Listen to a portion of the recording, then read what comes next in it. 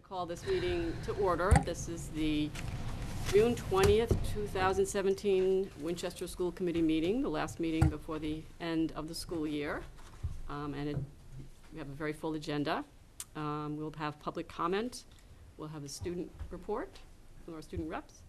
And then we have a special education parent advisory council update, a report on special education and co-teaching, a personnel update. We'll hear about the school improvement plans. There'll be an update on the capital plan or capital planning update, fiscal year 18 budget, school facilities master plan update, and an update on professional development. For action items, we have a resolution in support of the Foundation Budget Review Commission recommendations. We have a trip approval. We have a vote to delegate authority to respond to an open meeting law complaint, an approval of some minutes, chair report, superintendent report. Our future agenda items will include the district goals and improvement plan. And our next two meetings will be in July 11th and July 25th. So just a quick note on public comment. If you're here for public comment, it's an opportunity to address items on the agenda or matters of concern that are within the school committee's responsibilities. It's not a dialogue, it's a chance to comment. If you're here with a group of people and you're all sort of thinking about talking about the same thing, please do team up rather than repeat, so we have enough time for everybody to speak. And we would ask you to limit your remarks to no more than 3 minutes. So is anyone here for public comment? Seeing none, we'll move on. Next we have our student report, and we'll be meeting the new student rep. Great, come on up. Come on up and try to talk into a microphone. Hi everyone. So unfortunately Rondi cannot make it to our last meeting. She wishes she could, but she had a family matter to go to. So I do have our first student rep with us. Hello, I'm Nate Perrins. It's nice to meet some of you. I'm sure I'll meet the rest of you very soon. Great. Welcome. Thank you. Yeah. And then we're going to be getting a second one very soon. So we can get Okay. their name and email to you guys hopefully Okay. before the end of the school year. So on to the agenda. Last time I was here, the boys and girls tennis teams were in the tournament. Unfortunately, they lost to the semifinals. Wayland and Concord Carlisle got us. But they were both really close matches, but they had great seasons overall. Right. Coming up at the school, there are finals starting tomorrow, and then that'll go through next week. And then I think this coming weekend at Manchester Field is Relay for Life. So all those teams are doing kind of last-minute fundraisers in town or at the school after school. And then just one other thing we wanted to bring up is Student Council had requested in the spring that the high school get another scanner for students because check-in scanner, because we had noticed that there was only one scanner rotating and kids who were coming in late were getting to classes even later because there was a long line out the door, because if a bus was running late, they'd have to join in on the line, so it would go around the door. So hopefully, we're hoping that this second scanner will make things go a little faster so kids aren't missing as much school time when they're late. That'd be good. So Great. that's about it. Well, thank you. Yeah. It's great to see you. Yeah. Thank you. Great to meet you. Thank you. So do you know who the other person's going to be? They just weren't able to make it, or? We're looking Oh, okay. for another rep. Mhm. Yeah, we'll let you know in the fall. Oh, cool. Okay, fair Good enough. luck on exams. Thank you. Thank you. Thanks, Olivia. So next we have the Special Education Parent Advisory Council update. So, John. John.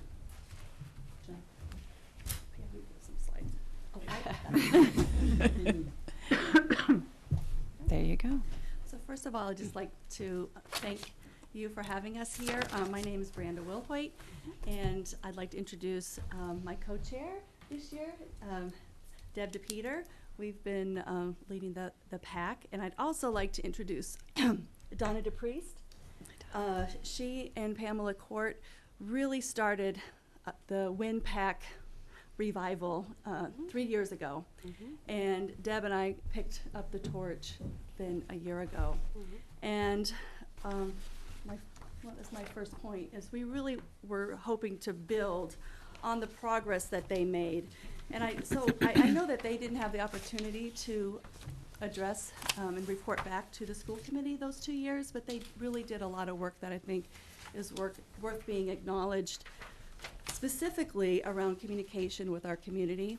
They built a website and a Google group communication platform that is really the core to how we communicate with all the parents and caregivers and administration of the special ed community.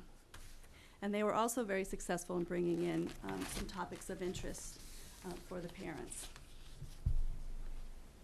When we started then last year, right away we set up some priorities for this year, and we did make some strides on that. First, we really wanted to strengthen the awareness in the schools about the PAC. So we did establish liaisons within each school as well as out of district. And we wanted to increase the presence at the PISC meetings as well as the parents associations, and we did have strong regular attendance at the PISC meetings. The other big agenda item and priority for the year was to partner with the administration. I think that's probably one of our biggest accomplishments this year. We met very often with Pam, and I think we had a lot of information sharing. We felt like we had a lot of support from Pam and her team. They helped us with communicating with email blasts to because they have the list of all the names. So if we're missing people in our Google group, that we were sure for certain events that we did get that message out to everyone, and that was a very big help. Personal highlight, I think, for us, that we were working very collaboratively together. So those were our main priorities, is just to build on what was already established.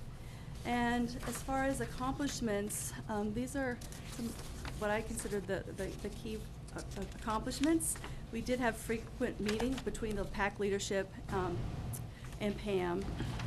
I will say an area of growth for us would be to expand our leadership team. We had a very small leadership team, and we had 3 people, really, that is what we had.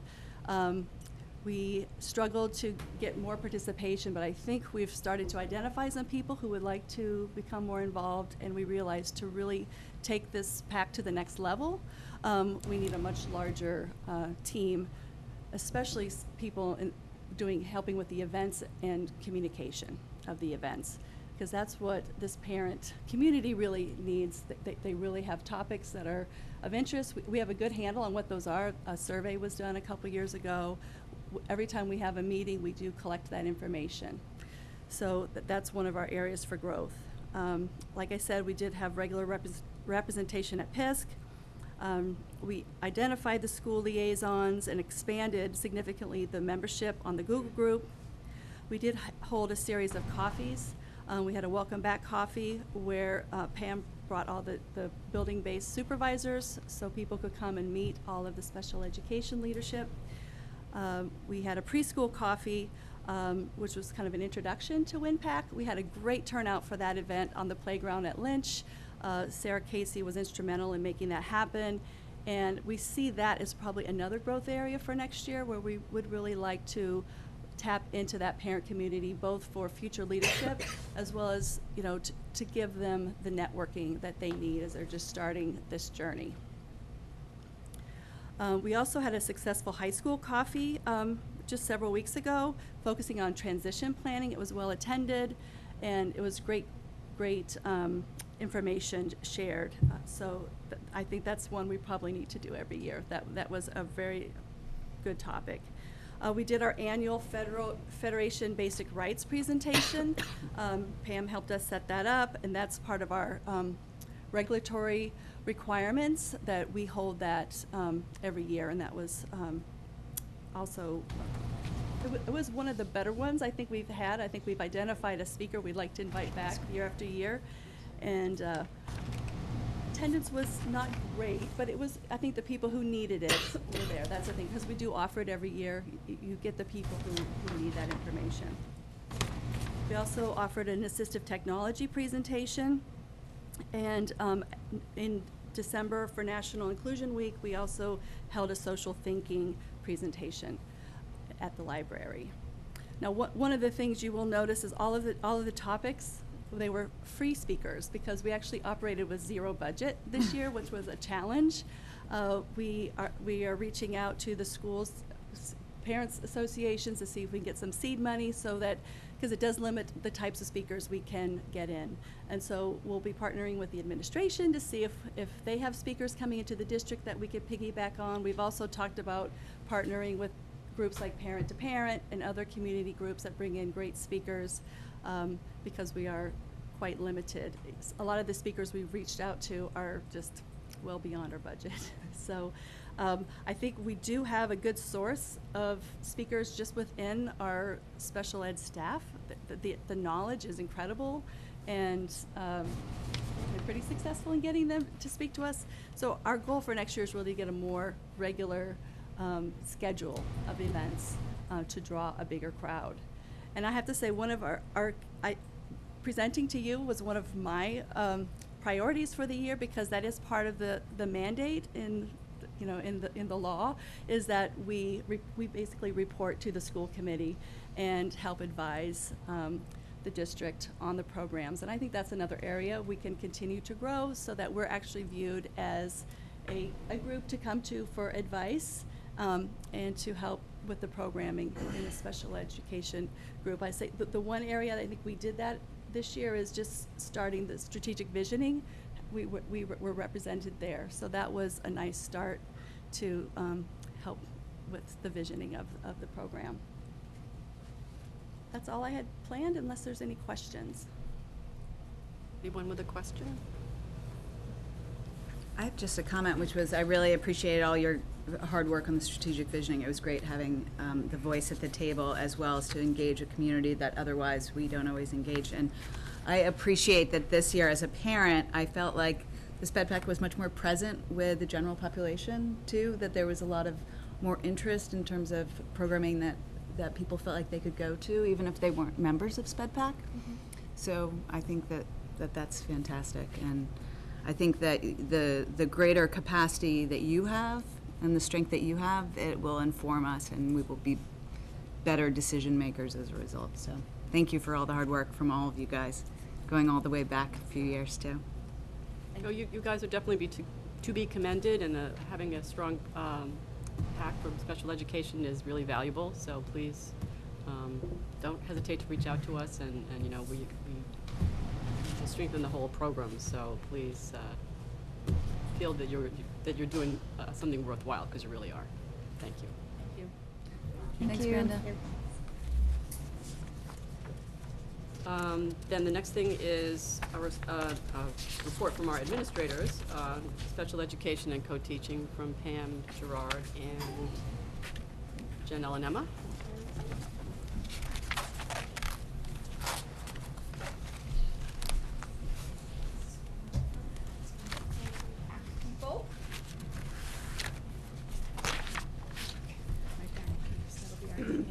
Pack peeps.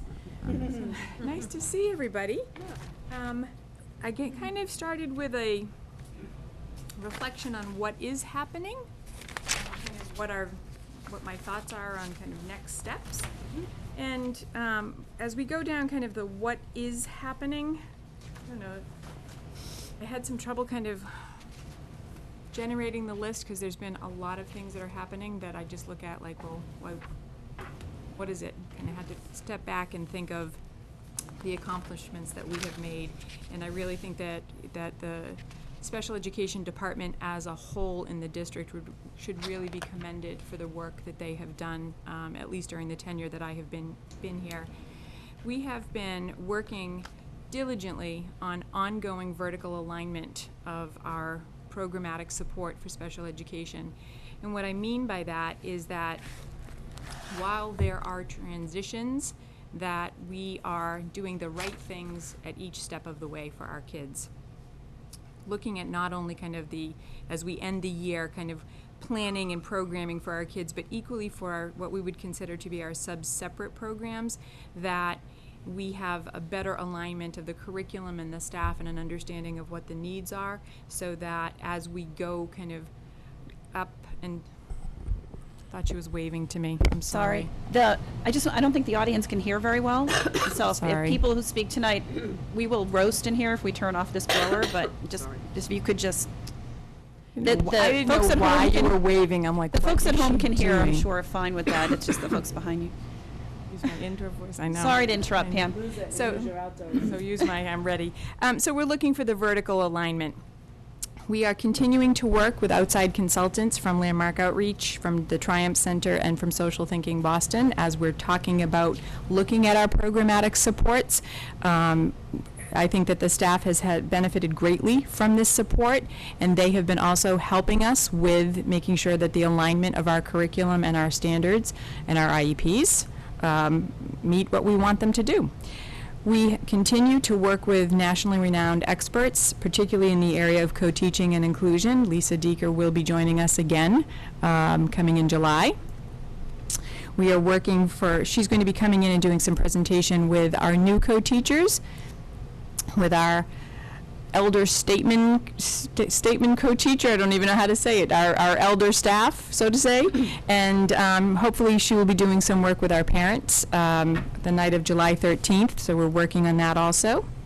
I'm thrilled to say that the professional development that we have been offering is expanding from both special education and general education, and we're seeing, I would say, renewed interest and expanding interest in some of the topics that might be perceived as special education, and we're seeing that the general education teachers are wanting to attend some of the workshops, so it's really kind of blurring some of the lines, and I just couldn't be happier with that.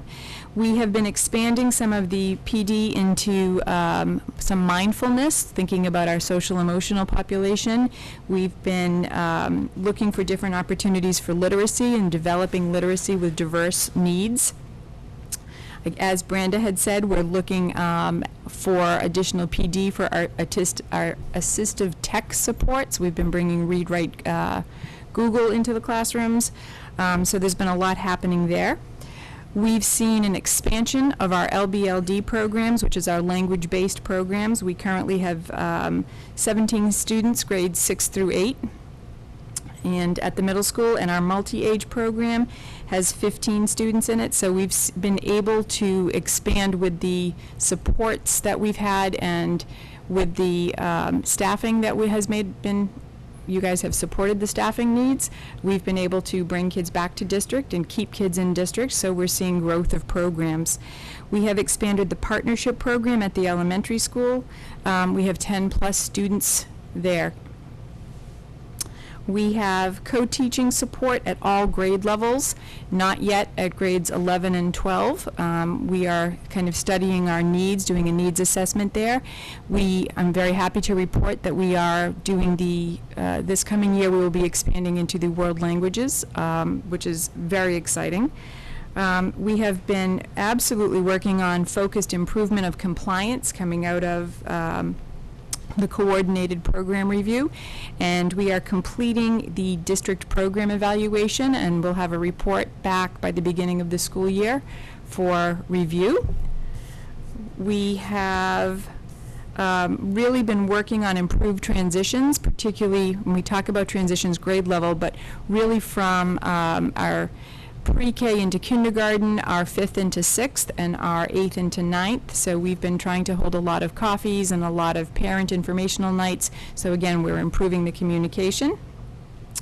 We have been we're looking to develop continued social opportunities for our kids that are needing more explicit socialization. So we've been looking at additional opportunities there.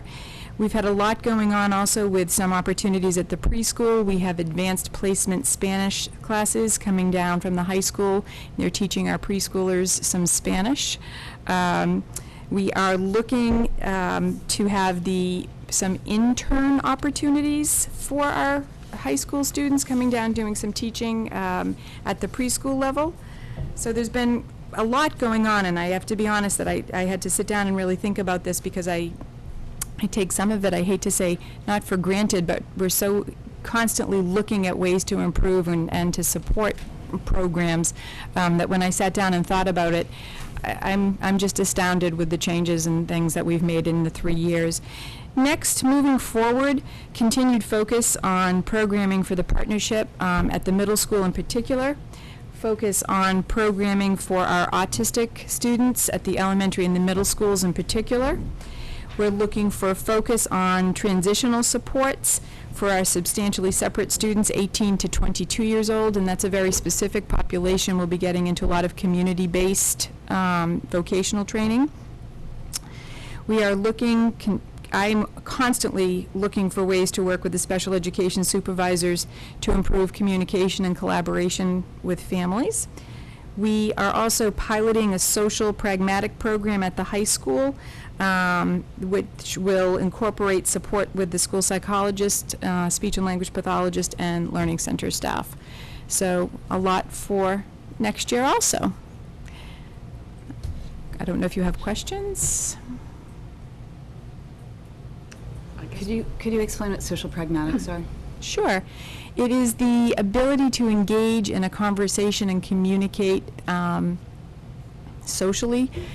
It takes in a whole host of different skill sets. You have to have the ability to attend to the conversation, process the conversation, maintain eye contact, tone, volume, space. So when we talk about social pragmatics, it's the whole ability to engage and maintain an appropriate conversation. So we see a lot of students who are presenting with social pragmatic challenges where we have to teach them explicitly how to engage and maintain conversations, how to understand more abstract language, sarcasm, kind of the street vernacular, and we have to explicitly teach that. So we look for a lot of opportunities and social experiences to carry over the skills. You work with my husband on that? No.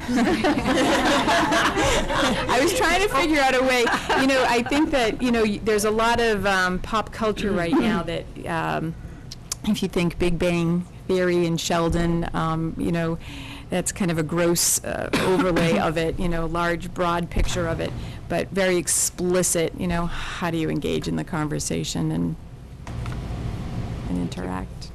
I was going to ask that too, so. Can I ask a quick question about the co-teaching? You said it's at all grade levels except 11 and 12. Is it at the primary? Is it in all the elementary schools? It is. It is. That's on a different sheet, so give me one second. It is at every elementary school at a varying degree of grades, 3rd, 4th, and 5th grades primarily. It is at the middle school, at grade 6 currently. We have grade 8 ELA class also. We have grade 9 ELA math. I always get the math confused, Michelle, so bear with me. It's Algebra 1, I believe. Bio and history. This year we had worked with classes with grade 10, and world language will be coming on to next year. The following year, we'll be working with the high school administration, particularly looking at the ratios and looking at what's happening for 11 and 12. I don't have an answer yet for what will happen with grades 11 and 12.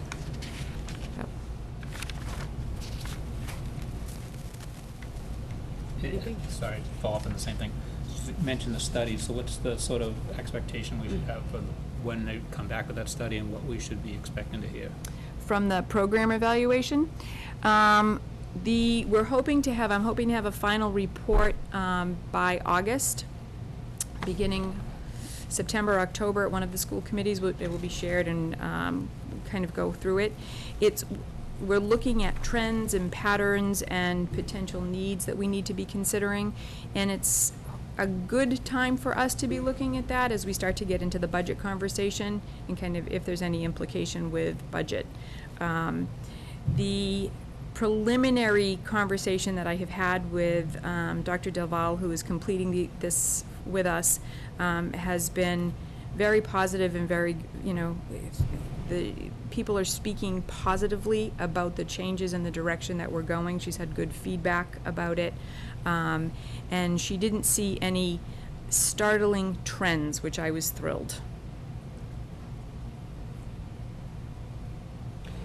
So I was just wondering if you could talk a little bit about how co-teaching kind of, unless I misunderstand it, but it's not something where you sort of establish it, okay, we're going to have co-teaching in the 3rd and 4th grade this year, and from now on at 3rd and 4th grade. Is there a flexibility aspect to it? There's a significant amount of flexibility with it, Susan, because part of what is what we are using to base some of our determinations on is caseload numbers, numbers of students who are presenting on IEPs per a particular grade level, and that's, if we had the ability, if we had a gigantic unlimited funding, I couldn't think of the word, unlimited funding, it would be great to say that we had it at every single grade level and this is how we were doing it, but right now it's really driven by specific need.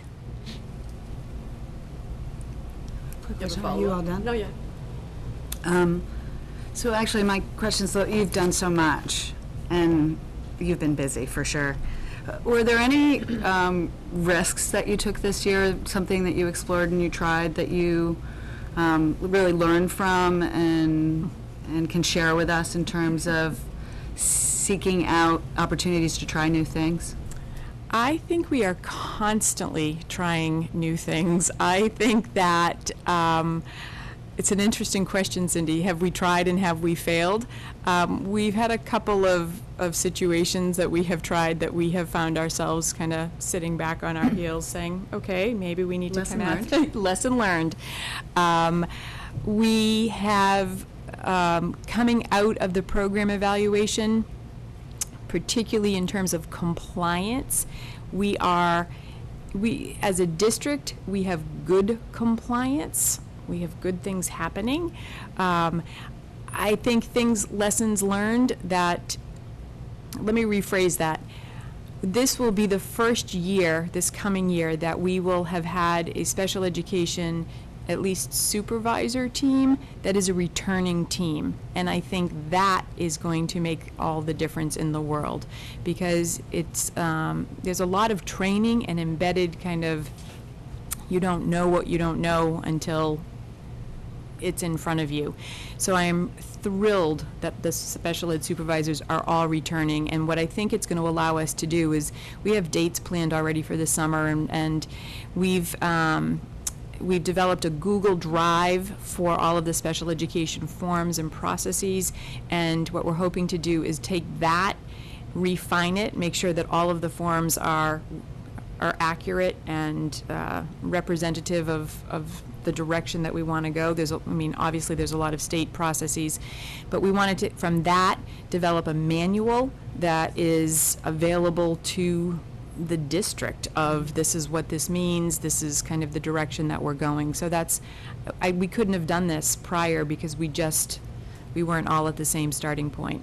Yep. So I'm really excited about that. And then also quickly, the 18 to 22-year-old transitions in the vocational, I'm actually really fascinated to hear about this, just in part because some of the conversations that have come up in strategic visioning is around providing more opportunity for exploration for students, for them to have some choices to think about different things that they've never done before. And a lot of students said that some of those classes were the classes that they most remembered at the high school. So do you see that as a way that we could leverage programming together? I do. I can't see why we wouldn't be able to. The transitional supports for 18 to 22 for special education students are very specific to kind of tied to the transitional plan with the IEP. Yep. But I think that as we start to develop relations within the community, and I think that we would be able to expand those. Yeah, I'm very excited about that. Cool. We are very fortunate. We have a transitional specialist on staff, Jennifer Callison. If you've had the opportunity to meet her, she's fascinating skill set. Brando was talking about that. She did a presentation, a coffee for us I don't know, 2-3 weeks ago, and her knowledge base is unbelievable in terms of kind of agency supports and the direction. So we are very, very fortunate that she is with us and that she's going to be starting to kind of really develop, and I hope solidify some of the community relationships for vocational experiences. Very cool. Yeah, Thank it's- you. It's very exciting. Shelley? Pam, one of the other things you mentioned was about teacher training, and you said that a lot of the general ed teachers have been accessing a lot of the professional development and teacher training. Are there trends you're seeing of things that they're interested in, or what kinds of experiences they're getting to help them out in the classroom as well? We've brought in, for some of the PD, I mean, I think I have to, hats off to Jen and kudos to Jen for the organization and the planning that she does for the PD. And people, we've had a lot of our staff do PD. We've had, that is what the leadership opportunities. I sometimes feel like when I come to and speak to people that I'm like on a soapbox. The opportunities that we have given to our staff internally for leadership opportunities, and then for them to work with and train their peers, I think is what is getting people involved. And I think, the co-teaching class that we are offering over the summer, I mean, I think we were up to 40 participants. I don't remember, but it was. We were kind of excited by the number of people that were interested in showing, wanting to come to work with us. The PD over the summer that Jen has organized is, I think every day there's something that is new and is offered, and people are attending. I mean, Jen, you can speak to that. How many, 500 hits or something? There's... Yeah, I think it's about 500 signups so far. I think that's remarkable for summer, like a break, and I think we've got that many people invested. And I really think it goes back to, peer developing skills and then having peers reach out and supporting peer, colleague to colleague, and I think that's critical to kind of the growth of it. It's not a mandate, it's not kind of top down, it is organic, it is genuine, it is good practice and support for people. It's great to hear. Yeah, it's exciting, very exciting. Anybody else? I just thought of a question. Is this a good point in the school year to have you come do a report? Can we kind of institutionalize this a little bit? Yeah, sure. I mean, I had thought, I had done things previously earlier in the spring, and I thought that was a good time, but I guess actually kind of a year in review is pretty good too. I mean, I have to tell you, Susan, I was trying to figure out, kind of the accomplishments, and I just didn't even know where to start when I kind of sat back and thought, what has the staff done? I mean, I would love to say, like we've done, I've done a great job, but I have been able to put the right things. I think that what I've done is I've been able to listen to people and have been able to come back to say to people, here's the tool, here's what you asked for, how can I help you and how can I support it? And I think that the department, I couldn't be prouder of the work that people are doing. They're doing a great job. Great job. I'm thrilled. Can I just add, one of the things that Cindy asked about was risk-taking, and we have over 700 students who have individual education plans for disabilities. That's a lot of families, and I think Sean will talk in a bit about special education staff members, but we have over 200 special education staff members district-wide. And so it's a big investment, and it requires a lot of coordination. We have one director. She has no assistant. We have supervisors who work incredibly hard, but it really is an immense effort to manage all the district specialized programs we have. We have very few students out of district, and so we're able to manage to include students in a way where they can be in their home community and be with typical learners for as long as possible. And I really want to commend Pam and especially the teachers. The ones who are taking the risks, I think, are the teachers every day who, when something doesn't work, they're open to trying something new. They're suggesting something new. They're coming to an incredible amount of professional development. And if you saw the list of things to plan just for the summer that Jen and Pam co-teach, that Carol and Troy is co-teaching and offering in the social emotional realm, I think we're incredibly fortunate. Not only, I think, are we operating with a very limited number of administrators, those administrators are doing incredible professional development as well for free, which is tremendous help to our budget. And so I just want to commend all of the teachers, especially the co-teachers, who jumped in with both feet, who want to do what's right for students and try this new model. And it's like that Married at First Sight show on television. Sometimes, you know, you put two people together, you're not sure, you bring in the experts to help them. Right. It's one of my favorite shows, so, you know, kind of an interesting concept. The experts match you up, and then they provide a lot of support, but it takes incredible effort to collaborate on that level and to make it look easy, and our teachers do. And it's not without its bumps. And every day we learn more from what doesn't work than what does work, but lots and lots of things are working. So I just wanted to make sure that I sent a shout out to the teachers, the teaching assistants who work with our students, and especially our most significantly disabled students, the support staff members, and the SPED supervisors, the principals. It's a real team effort, so good job.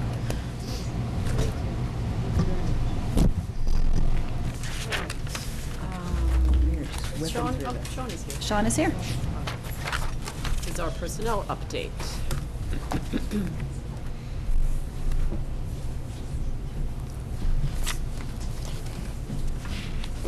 Bye, Olivia.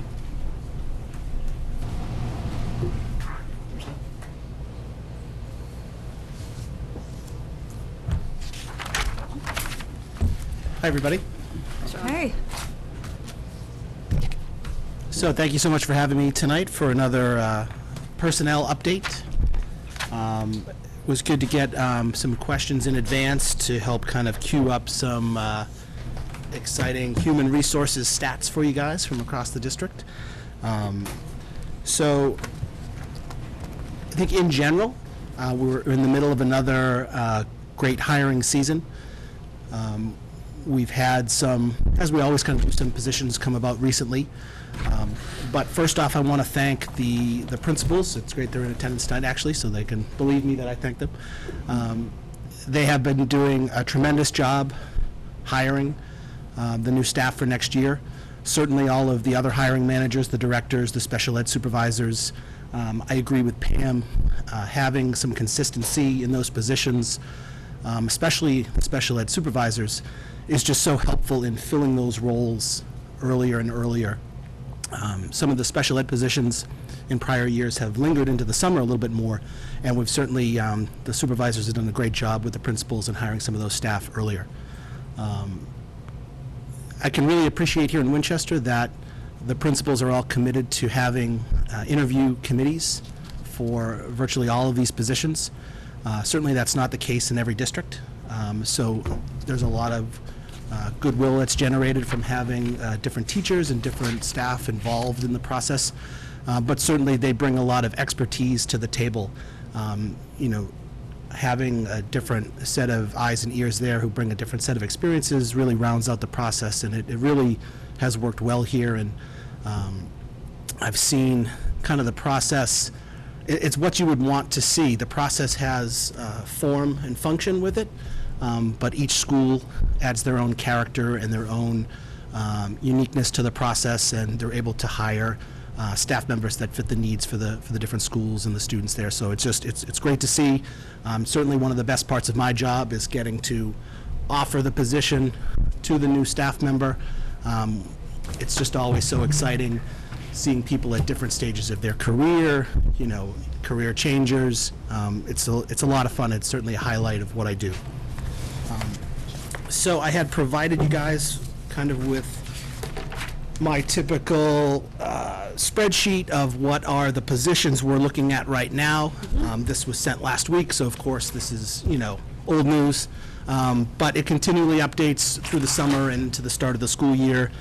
We've got different kind of categories of positions, our status of filled or open. It's interesting, the number of personnel changes always gets up over 120, anywhere to even 150 sometimes, because we have a number of staff who will change positions within the district. It's another great thing about Winchester. Hiring from within I think, is done well here. We hire teaching assistants especially, who are, in a lot of cases, certified licensed teachers that are coming in and looking to start their careers, and they do a great job in the classroom. A lot of times they'll see what are other opportunities in the district, and I talk a lot about that with the new teaching assistants, that it's a good opportunity to come in and see what the different roles are in education. That we don't just have teachers here, we have specialists in all different types of positions. So it's always interesting to see those teaching assistants rise up through the ranks and get hired as teachers or go back to school to be a speech pathologist or what have you.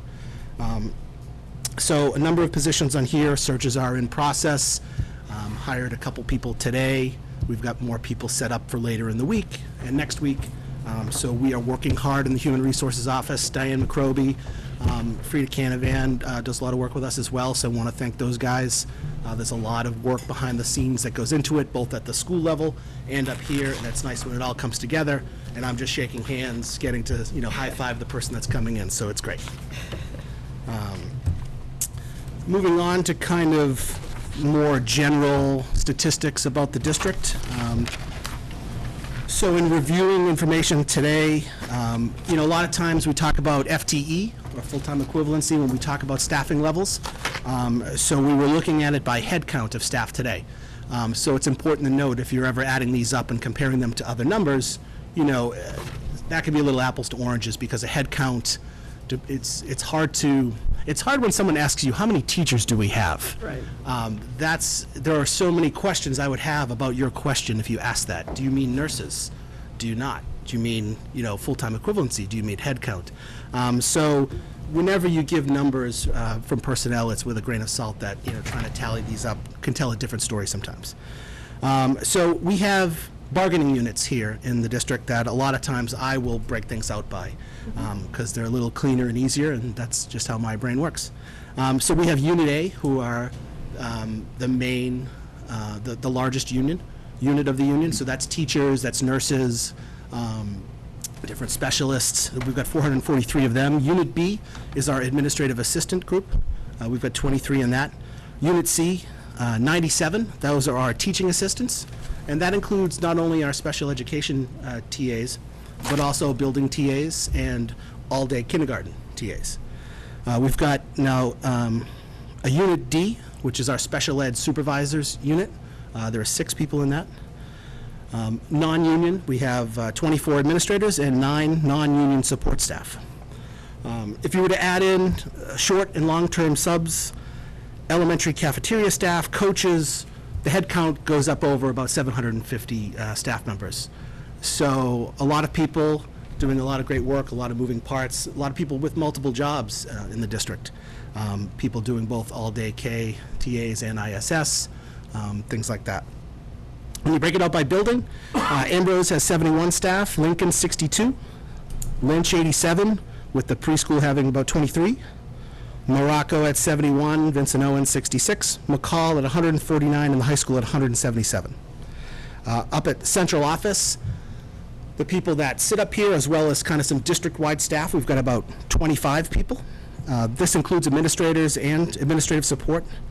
There was a question about, is there overlap with administrative assistants with some of our administrators? The answer is, as often is, yes and no. A lot of the administrators will work on projects together and collaborate on things that naturally occur every year. There's also new things that come up that we work on together.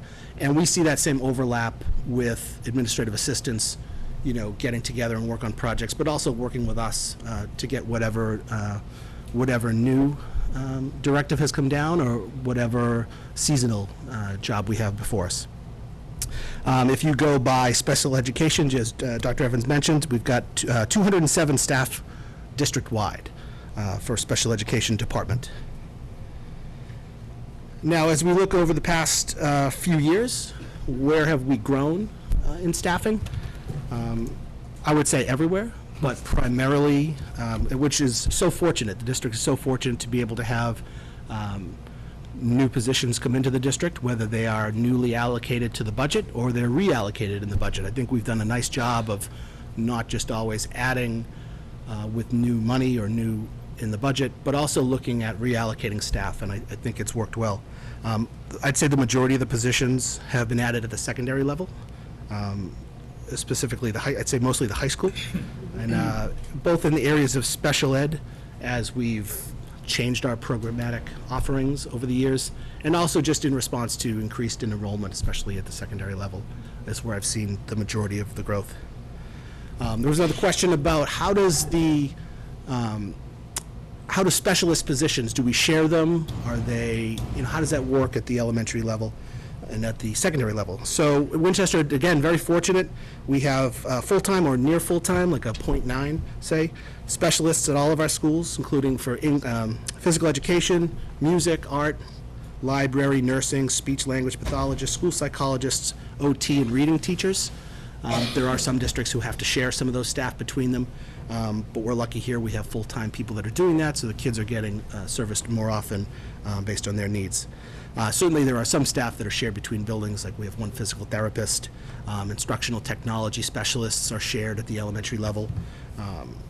But for the most part, we've got these people who work specifically in one building, and there's a lot of benefit to that.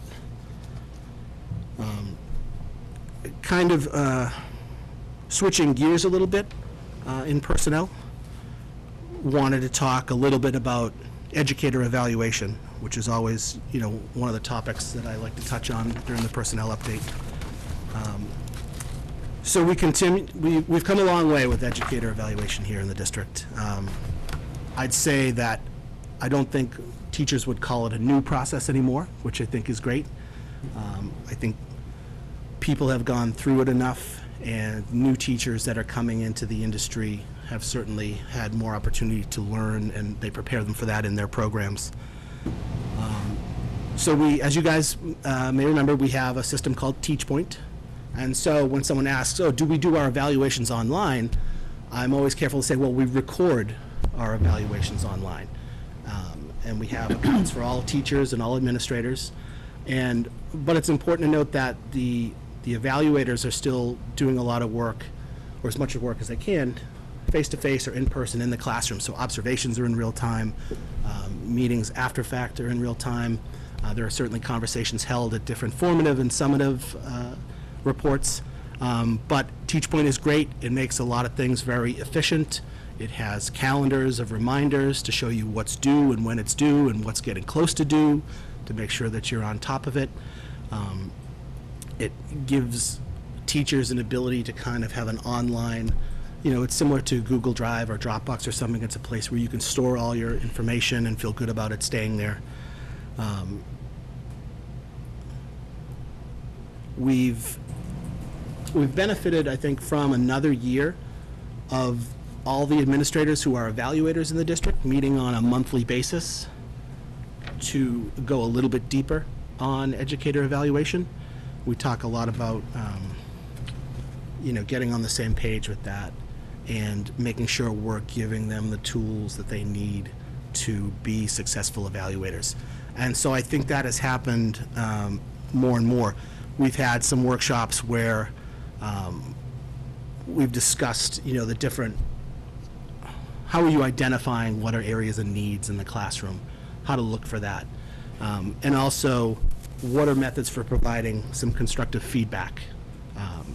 And it was a great year for that group because I saw more people sharing kind of questions they had and almost letting it out that they may not know everything, which I think was really healthy. And then it was great to see that lots of people in the room were sharing, this is what I do. And you saw a lot more conversations happening between elementary and secondary staff, which was definitely one of the goals of the group over the years. So that certainly, I thought that the group really gelled this year, and a lot of good work was done, and a lot of information was shared specifically on educator evaluation. More on evaluation was that we had new language negotiated and added to the teacher's contract for director's evaluation. That was something that hadn't been done when the whole educator eval system was negotiated and added in and moved over. And so that was kind of the last holdout for the Unit A contract. The new language aligned our protocol and our standards of what the state wants us to do, and gave more structure for what the process should look like for both the directors and for the evaluators. One focus area was looking at how our directors say, and other administrators, what do their evaluations of teachers look like? So I felt like that was one way that we really went deeper this year in EdEval in general. And, looking at, how are observations conducted by the different directors? How often are they? What's the feedback they provide? How are they coaching the teachers that they see? So the people evaluating them were really able to kind of, in a funny way, model what they expect those administrators to do when they're evaluating the teachers. And some of the feedback that I know, like Jen and Carolyn have been the ones evaluating the directors, they've gotten some good feedback from them saying, well, it's really helped them, and they know that they're going to do a better job next year when they're evaluating teachers. So that was really, we found that really powerful. Other language that was developed this year for educator evaluation was for administrative assistants in Unit B. So that was language in a tool that was needed to be redone for a while, as is often the case. But we were able to do it. We got a subcommittee together out of negotiations that set a timeline that we were able to meet, and we were able to implement that language this year. They were a great group. They did a lot of work. Sometimes you can have a committee and, only one or two people will do a lot of the work. This was truly a group that everybody really contributed. It was great because, similar to the teacher's evaluation, the administrative assistants now do a self-assessment at the beginning, and they're also all on Teach Points. So huge success. We had 100% people evaluated. Everyone did their self-assessment. They got some good feedback, and I only expect it will get better and better as the years go on. So the next group to be done is the teaching assistants group. They, again, similar to the admin assistants, have a tool that needs to be redeveloped. They need some newer language in there. So that is on the docket for next year. There's no contract language saying we should have a subcommittee, but I've already told the union that I think it's necessary. I see no reason why we would need contract language to get a subcommittee together to do some work to redo the tool. So I think that's an important focus for next year. My recommendation would be that a subcommittee be formed in the fall with the intent of trying to come to terms by the holiday break in the winter and try to implement something in the second half of the year of 17-18. I think that's a very attainable goal. Lastly, there was a question about staff retention. So I looked back a little bit, and our staff retention rate has kind of hovered between 89% and 92% every year for the past several years. And that rate has always been about 4% over the state average. As we've done for the last 4 years, we do exit interviews for staff. We tried to do a more formalized kind of multi-part question survey for people to take, but no real surprise, we didn't get a lot of takers for that survey. So more of what we have always relied on and have gotten good information on is kind of a phone call from someone, mostly from Diane in our office, or when people are submitting, a resignation or something like that. She's able to communicate a little with them and compiles a list of, what are the reasons people are leaving, because, I think that's important information to kind of hang on to. And what I've seen over the 4 years here continues to be the trend this year, is that it really all is about location, location, location. And not only for the staff members, proximity to where they're working, but also their spouse or their partner. Seeing more and more people who are, relocating to another job because their spouse first moved to get a different job in another part of the state. So certainly that, far and away, is the number one driving factor, with, other reasons certainly there. So kind of a state of the state of personnel this year. I see it as a great year, a somewhat typical year. I'm happy where we are right now. There's a lot of work to be done through the summer, but I think we're ready to do it. Thank you very much. Welcome. Anybody have any questions or want to follow up on anything? Because now is the time. I have Yeah. one, if he knows it off the top of his head.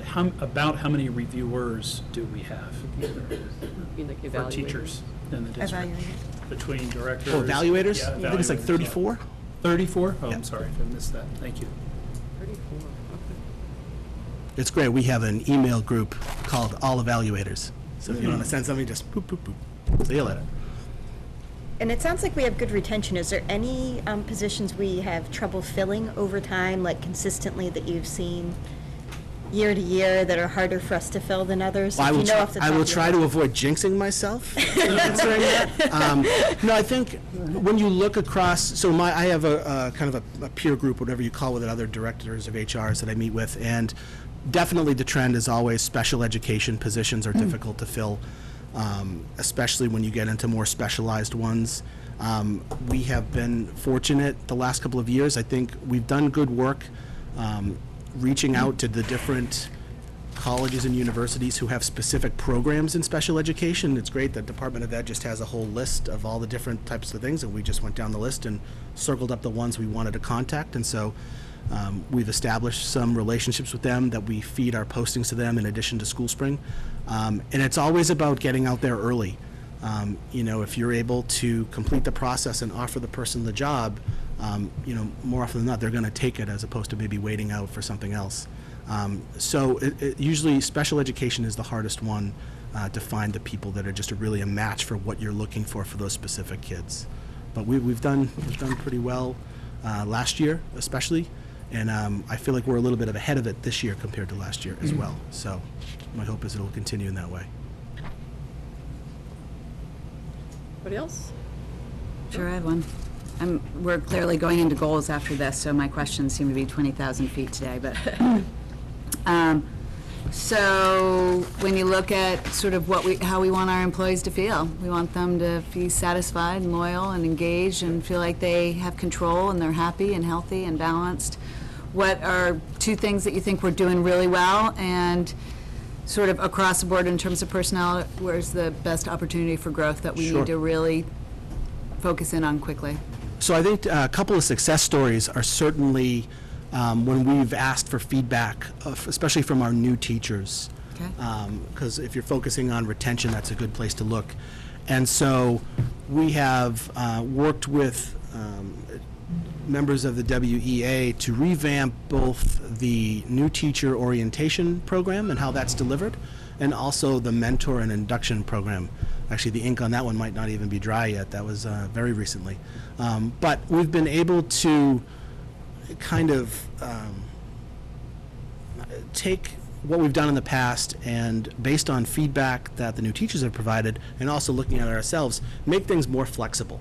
And I think that word flexible is probably like the most common word I've used in the past 4 years, just looking for more flexibility.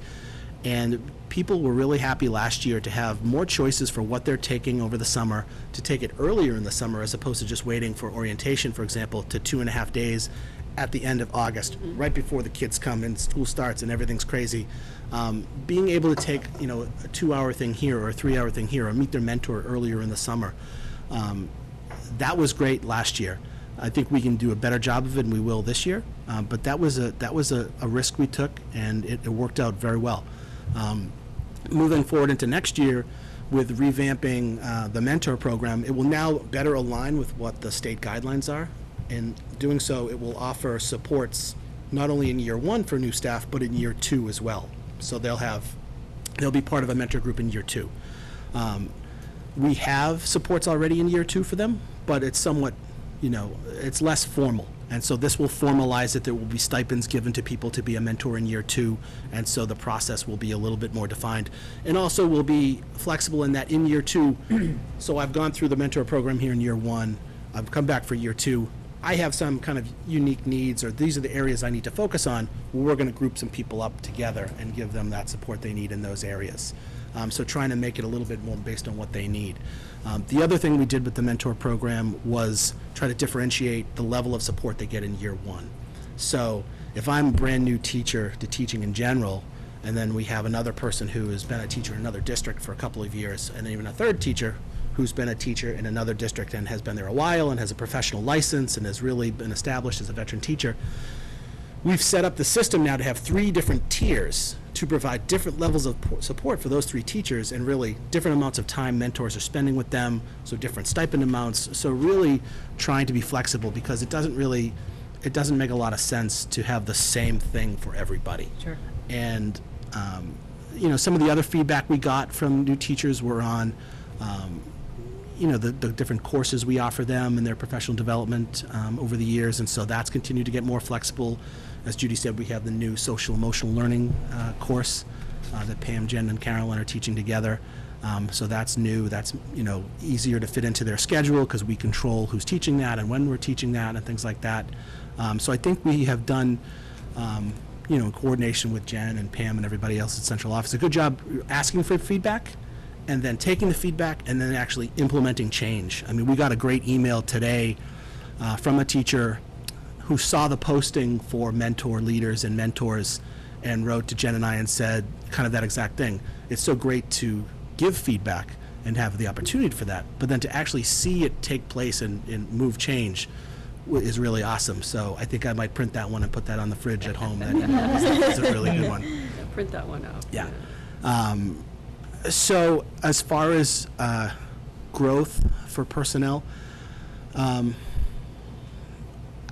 think the last round of negotiations, I think, was overall very successful. And I think that, the position was new 4 years ago when I started it. So there was a lot of, what do you do? What's your role? And it's hard because you don't really know. You can put a job description together, but it really is going to, evolve with the person and the team that's around you, and then the needs of the district and so on and so forth. So I think personnel needs to continue to grow and develop and be flexible and really respond to the needs of the district. So the next time we ask a different group of people for feedback, you need to be able to look at that and see if it makes sense and then make those changes. So I think that's just the kind of the continual growth you need to see. Sean? Yep. Great, thank you. All right. Thanks, guys. Thank you. Thank you, Sean. Good luck on your next endeavor, too. Yeah, Thank thank you you. for all your hard work. Appreciate the opportunity here, and we'll certainly miss you guys. Okay. Still not managing. School improvement plan. Big group of This is the A team coming up.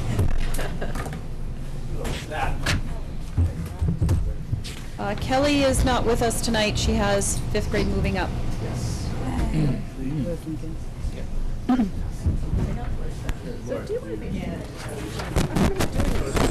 Okay, we'll talk about it. Sure. What's the sequence with the goals? Yeah, we'll start working on all that. Yeah, no, I get it. So as they set up, they have a very brief PowerPoint that they will speak to tonight.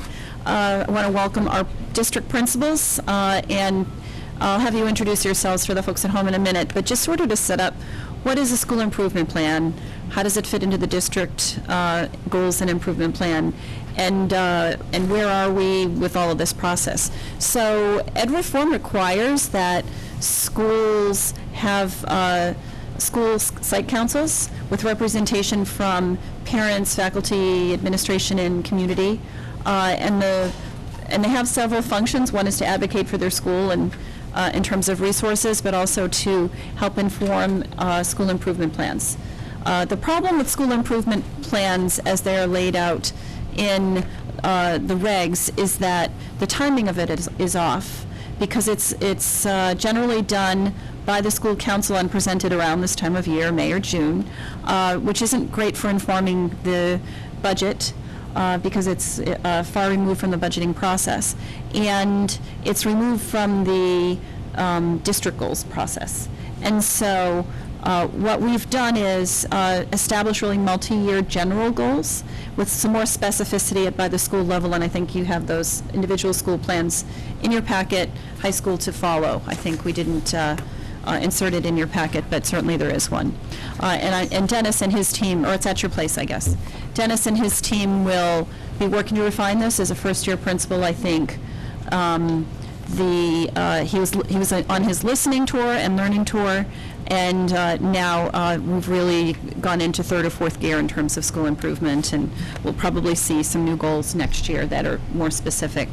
So you are required to hear and approve the school improvement plans, but my suggestion is that, as we always do in the summer, we engage the leadership team and the school committee to talk about district goals. So we'll use this as one of the things that will inform the district goals.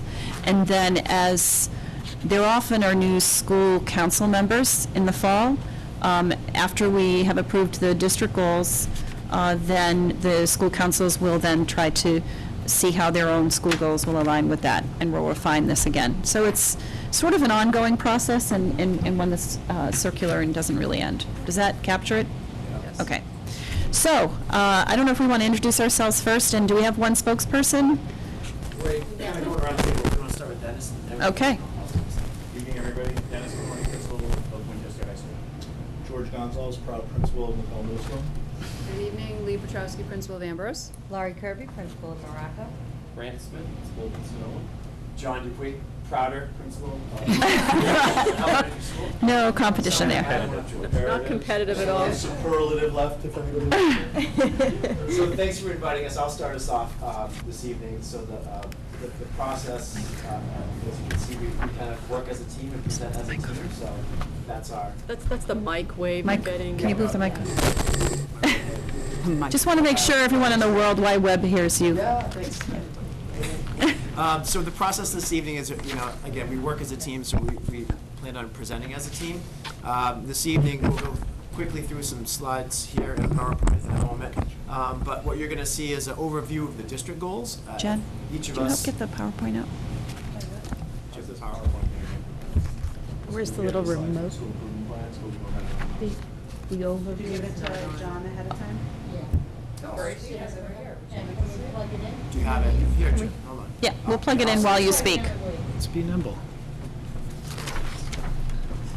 You don't want to be a slave to PowerPoint. Exactly, but for folks at home who might want to watch, yeah. Thanks. Jen, I just sent it to you. So, yeah, if you want to, do you have a copy you can look at? Yeah, While you start? Yeah, Okay. I'm working on my. Great. Sorry about that, little technical glitch.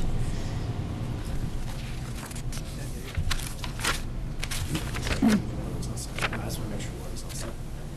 So you can go ahead while they're setting up. Perfect. I think Lee has the first slide after. Anyways, we align our school improvement goals along with the district goals laid out by Dr. Evans.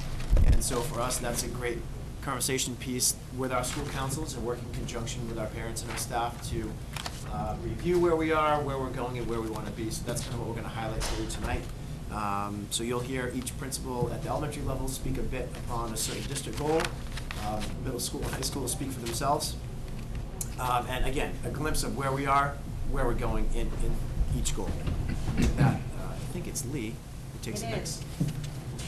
So as one of our 3 district-wide goals includes the social emotional goals. So at each of our schools, our shared and ongoing and continued goal will always be the social emotional well-being of our students, because we know that the kids will not be able to access reading, writing, and math if they're not happy, if they're not safe, and they're not loved. So our goal, our foundation at the elementary level is Ruler. So Ruler continues to be alive and well in all classrooms K through 5 at the elementary level. Meanwhile, with the adults, we continue to collaborate around Ruler, the tenets of Ruler, the components of Ruler, and how to make sure Ruler is alive and well, that staff can strategically and creatively include it in their curriculum.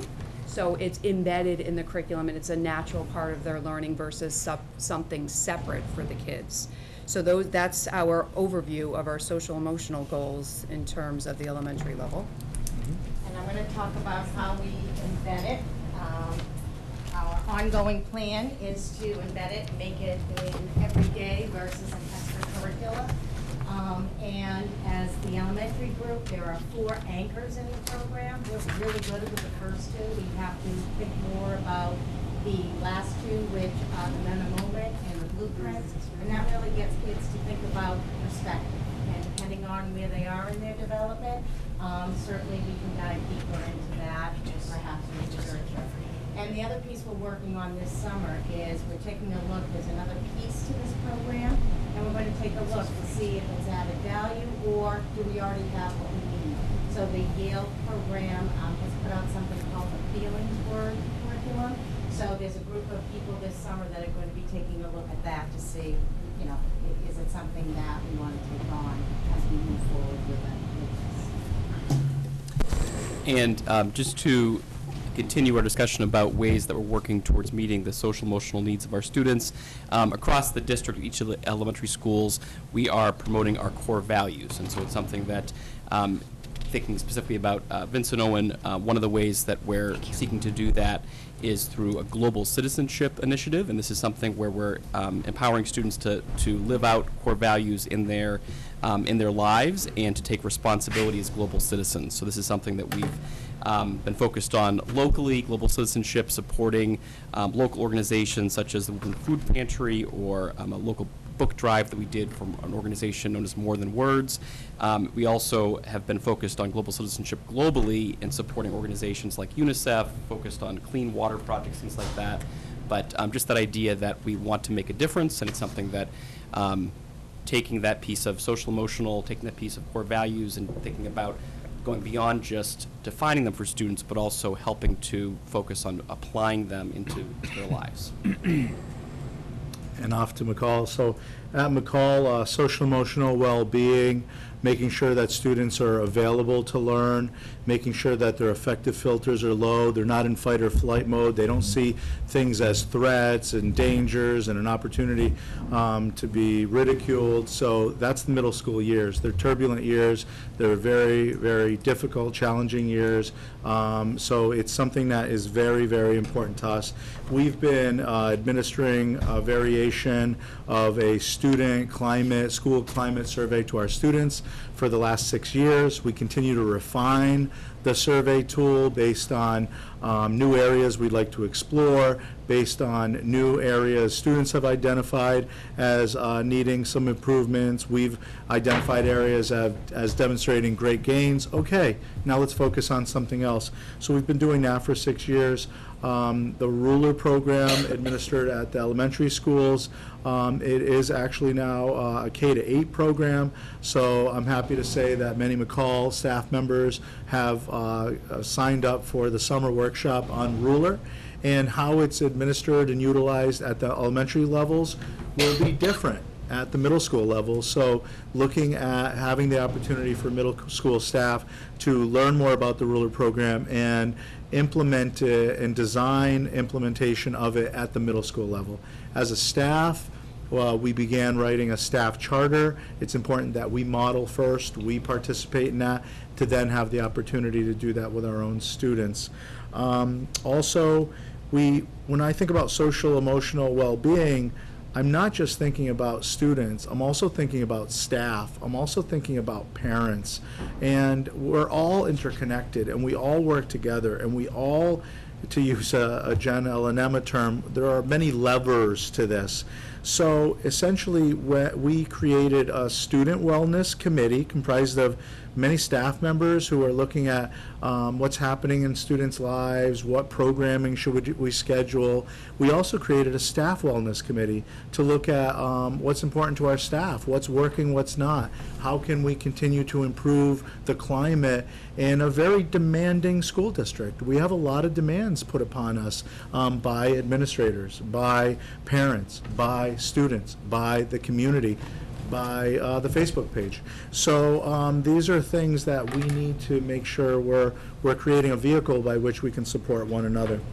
And some of the things we came up with that we've piloted and we like to continue next year are Cop Being Good. So our teachers, I usually keep mine in my pocket here. We have Cop Being Good cards. Student does something pro-social, helpful, what have you. Boom, here's a Cop Being Good card. fill that out, go put it in the box in the main office. Winners are drawn every week, and go into the box and pick out prizes. You think middle schoolers are too old for that? Heck no. They love the prizes. I wanted to take a couple prizes out, but I guess staff members can't be caught being good. I don't get that. So we're working on that for next year. And oh, my insecurity comes out. So, and then the other thing is, there's been a lot of talk about stress. There's been a lot of talk about stress. We screened Guru's film Hyper at the middle school. We've seen a lot of other documentaries, films, discussions. Our student climate survey data yields results regarding what causes kids stress. And we recognize that there's a lot of things that cause kids stress. So recently, I want to say a little less than a month ago, we had an opportunity for students to come and meet with myself, Karen Fagan, Jen Brandy, and we just had an open dialogue and discussion about what they're stressed about, what they're feeling, what are the pressures, and it was very candid and it was very honest, but it was first very respectful because we set the norms first on how you communicate things and what to communicate, and we used that data. We then had an opportunity for staff to review that data that the students shared with us. So next year, it's not one thing. It's not all on the school. It's many different groups and whatnot. So we're going to create a homework committee. We're going to continue to work with staff on differentiation in their instruction, which meets the needs of even more kids at any given time. We're going to look at assessments and what types of assessments we're giving. We're going to do our best to communicate with parents what the kids communicated to us about the stressors that they're experiencing in their lives and how we can all work together to support.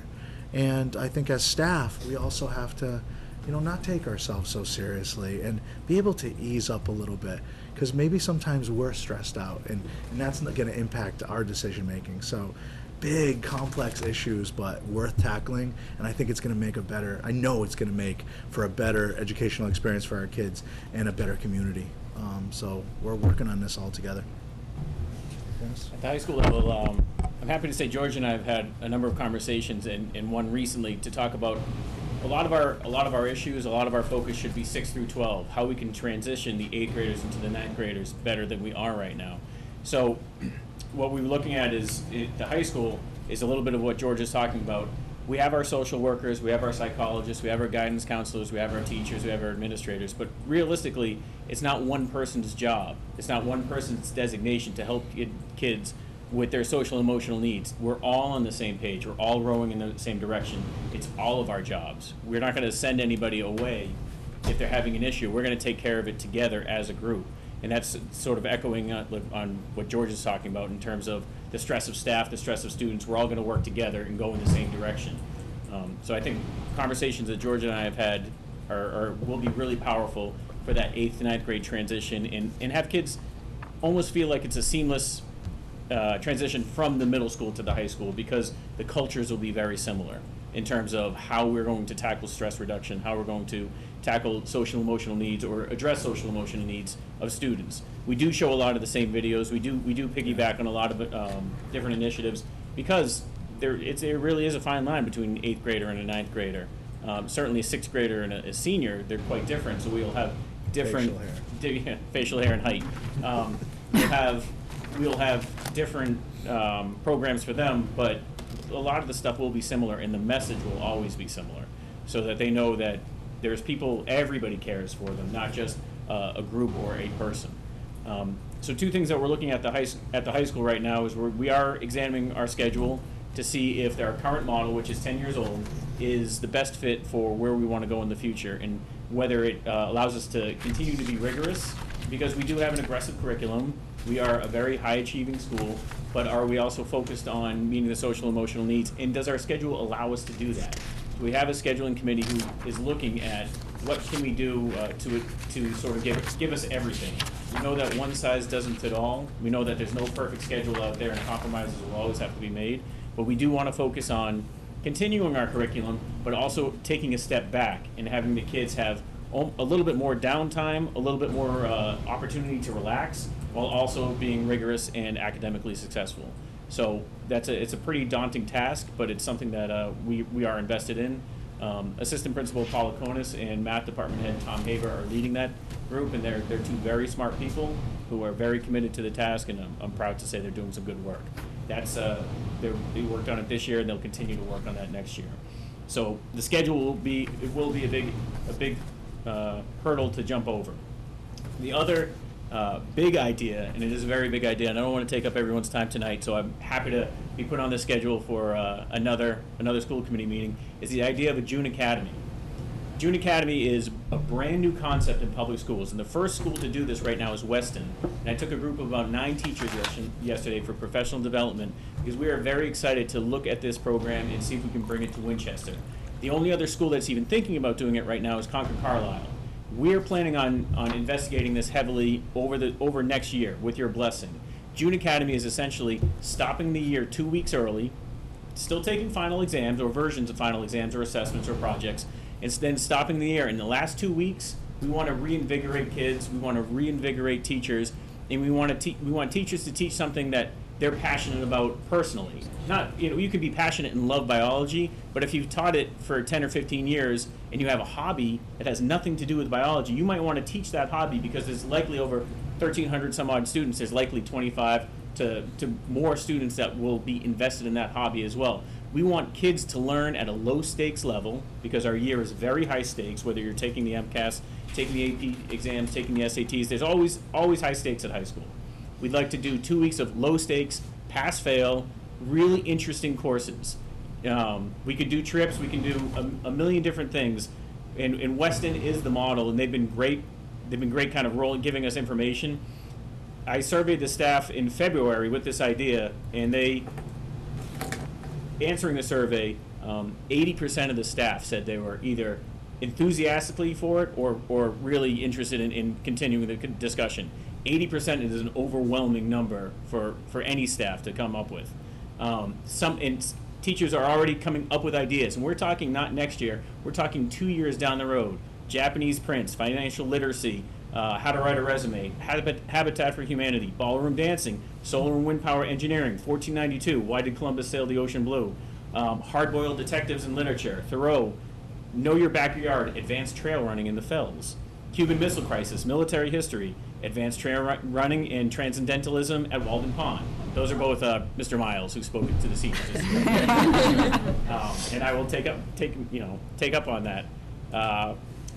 Things from return to auto shop to Korean films to cat dissection, origami, I know, we've got, but the teachers jumped on the idea to say, teacher. we will investigate what we can take out of our curriculum, because we are very focused on our curriculum. Biology teacher. We'll take what we can reduce out of the curriculum to teach dog training or math history or escape the room, philosophy, guitar science, history of film, history of Boston bridges, cribbage, amazing things. So kids are leaving the year saying, I just took this class on the history of Boston.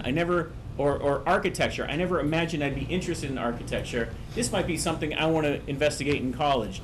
I loved what I did throughout the school year, because we know all our kids love what they do through the school year. But this one class that I took, pass, fail, low stakes, really piqued my curiosity, really sparked something in me. And the teachers are able to teach something that they're really interested or love to do on the side. So Ms. Chokladar, who's the head of NHS, the head of a number of groups, she's a biology teacher. The minute we talked about this, she said, I want to teach a cooking class. I want to teach a really high-level cooking class, and maybe we'll turn that into a chopped show. So these 2 weeks would be low stakes, learning for learning's sake, teaching something that you're passionate about, and finishing the year on a high note, while still understanding that our curriculum, throughout the year is still maintaining its focus and working really hard, but trying to finish the year instead of dragging ourselves to the end, finishing saying, this was awesome. We went to Weston yesterday, and they have a third of our student population, and it's not a cheap program. We would have to raise money, we would need the school committee's support, but this is a big idea. And they're loving it. The kids are going to Boston with Charlie cards and doing the Amazing Race. They're doing all sorts of just interesting projects in computer programming, in philosophy, in physics, and they're just learning, and it's enjoyable. There's no pressure, and we would love to bring that program to Winchester High School. because it's a revolutionary idea for a public school. They've been doing this in private schools for years. They do it, it's called winter session. But we've been so lockstep with curriculum for so long that we are afraid to not do something. We're afraid to not cover something. And I think it's a testament to our staff that said, we really want to investigate this. We really want to think about what we can do for kids in terms of finishing out the year and teaching something that is nothing to do with what they're teaching in, say, their English class. So I can talk a lot more about this, but we did have a contest of who would talk the most tonight, and I thought it would be George, but The night is young. and I'm tired right now. So please put me on the schedule for that She's the proudest. later. Yeah, I'm very excited. You can have I want to see the rubric on that, please. All right, and our next goal is differentiation, and we continue to think about the whole child, the social emotional as well as the academic, and at the elementary, it's probably safe to say that our toolbox is more robust as far as differentiation goes around the academics. We still have a long way to go, and we have wonderful professional development in place that is allowing teachers to really think about what differentiation means, because it means a whole lot of things to all the different profiles. Just as important is the social emotional, so again, it's really giving teachers the opportunity to learn more about the students that sit before them each day, looking at the different profiles of students and how they take information, what strategies work best. So we continue to do work like that. We have the outside experts like Lisa Deeker, and this year we had Jessica Minahan come, and that was a wonderful opportunity for us. And she focused on those students who struggle with anxiety, students, adults. And so that was a great opportunity. We use our in-house experts. Ashley Christopher, our BCBA, is out and about, and she will do groups, she'll do staff, and she works very closely with the TAs to make sure they have their training that they need so that they can best work with the kids. So we're in a good place, and we have a vision for where we need to go forward. So, not to be, I know Pam did a great job speaking about the and try-teaching model previously tonight. At the elementary level, kind of going off what Lori said, we're always trying to find the best possible and safest environment for our students with needs. And so, co-teaching and try-teaching, not a new concept. I'm not thinking if we're in third year or fourth year into this now. So, whereas there was a bit of apprehensiveness, a bit on parents and teachers rolling this out, I think we're a really positive place, and that is a direct reflect to Jen and Pam's leadership and the professional development they do. And all the Well, teachers, you know, it's a whole team. there's a lot of work. So, and I know, even this afternoon they were leading a PD on co-teaching for next year. So we have teachers who are not in that model, who are already doing work towards the next school year and making sure they're prepared for their students who are coming in with those needs. Expanding means we're looking at the grade levels and looking at the student needs and the enrollment figures and where we need to best match, the instruction. Specifically for Lynch, I know that I've expressed wanting, this is not just a special education kind of situation or a special education issue, although that's the format right now in Winchester. I would also like to expand and look at our enrollment figures in other areas with our EL learners and seeing the numbers and seeing if we could move to this type of model in the future and make sure those students are really getting the required services, but even maybe more than they could be getting mandated by the state. So when you see the word expand, it's not only just grades, but also I think departments within our elementary schools. So homework and its practices continues to be a very hot topic that falls under the umbrella of differentiation. What does homework look like? What should homework look like? What's the purpose of homework? How long should homework be? So all 5 elementary schools are at different levels in terms of having conversations about their homework, but we all agree that homework is a practice of great importance, but working hard to better understand its purpose and how to make sure kids have the freedom, the luxury outside of school to explore all the things we were just talking about, the June Academy and different interests, so on and so forth, and most importantly, spending time with their families. So we continue to look at the homework practices and refine them, revise them, revamp them for the purposes of differentiation outside of the building. And at each of our schools, we're in the process of rolling out maker spaces. Some schools have started that process this past school year. Some are making plans for this coming school year.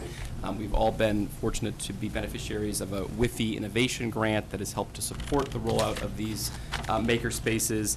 At VO, we rolled Makerspace out mid-year, and we're actively making plans for sort of Makerspace 2.0 as we plan for the fall. But this includes both robotics elements and non-robotics elements with a real focus on critical thinking, higher order thinking, collaborative problem solving, all the things that we want for our students to prepare them for the real world.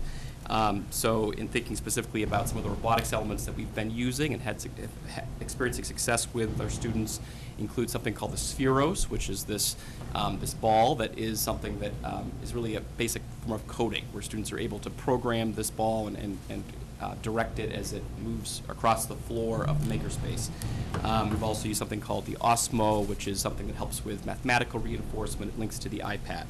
In terms of non-robotics, we have a host of materials within our makerspace, from toilet paper rolls to PVC pipe, and students are given challenge questions to help them to use these materials to help solve problems. And so we're helping to guide their thinking, but at the same time, we really want to emphasize creativity and individual expression as they go about their work. So this is something that we see as a key element of differentiation as we work to create learning opportunities that go beyond some of the traditional curriculum practices that we've been using over the course of the past few years.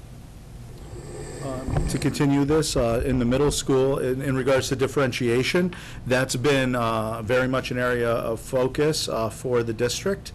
In CIA meetings, we've talked amongst all the evaluators quite a bit about differentiation and how to look for it and how to support teachers in it. That's been quite a focus of evaluations at McCall Middle School.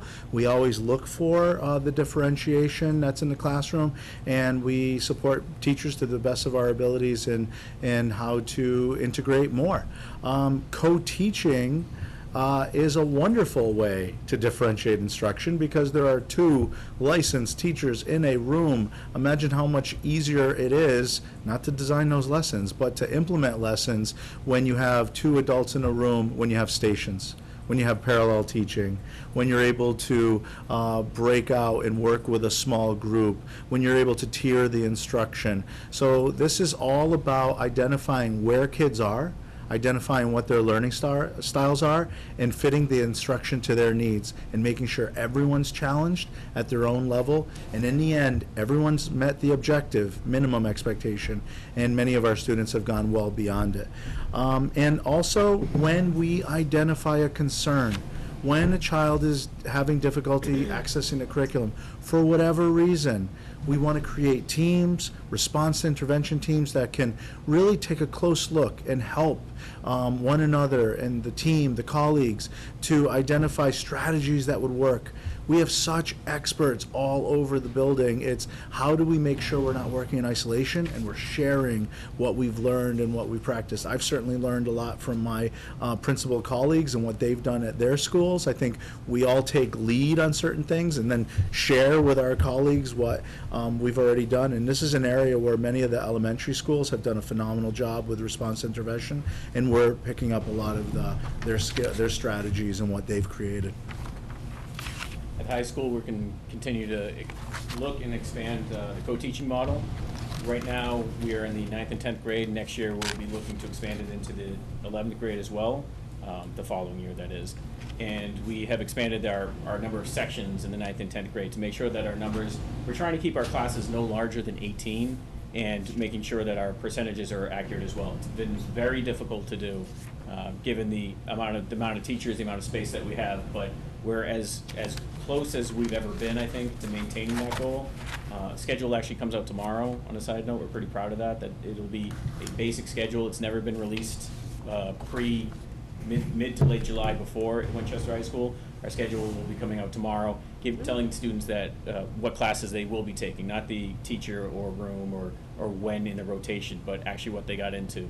But going back to the co-teaching, it's something that's very consuming for us to make sure that we're doing it right, to make sure that we're meeting the kids, meeting the needs of the students in the classroom, and make sure that it's going to grow with us as we make it work, make the model itself work for us at Winchester High School.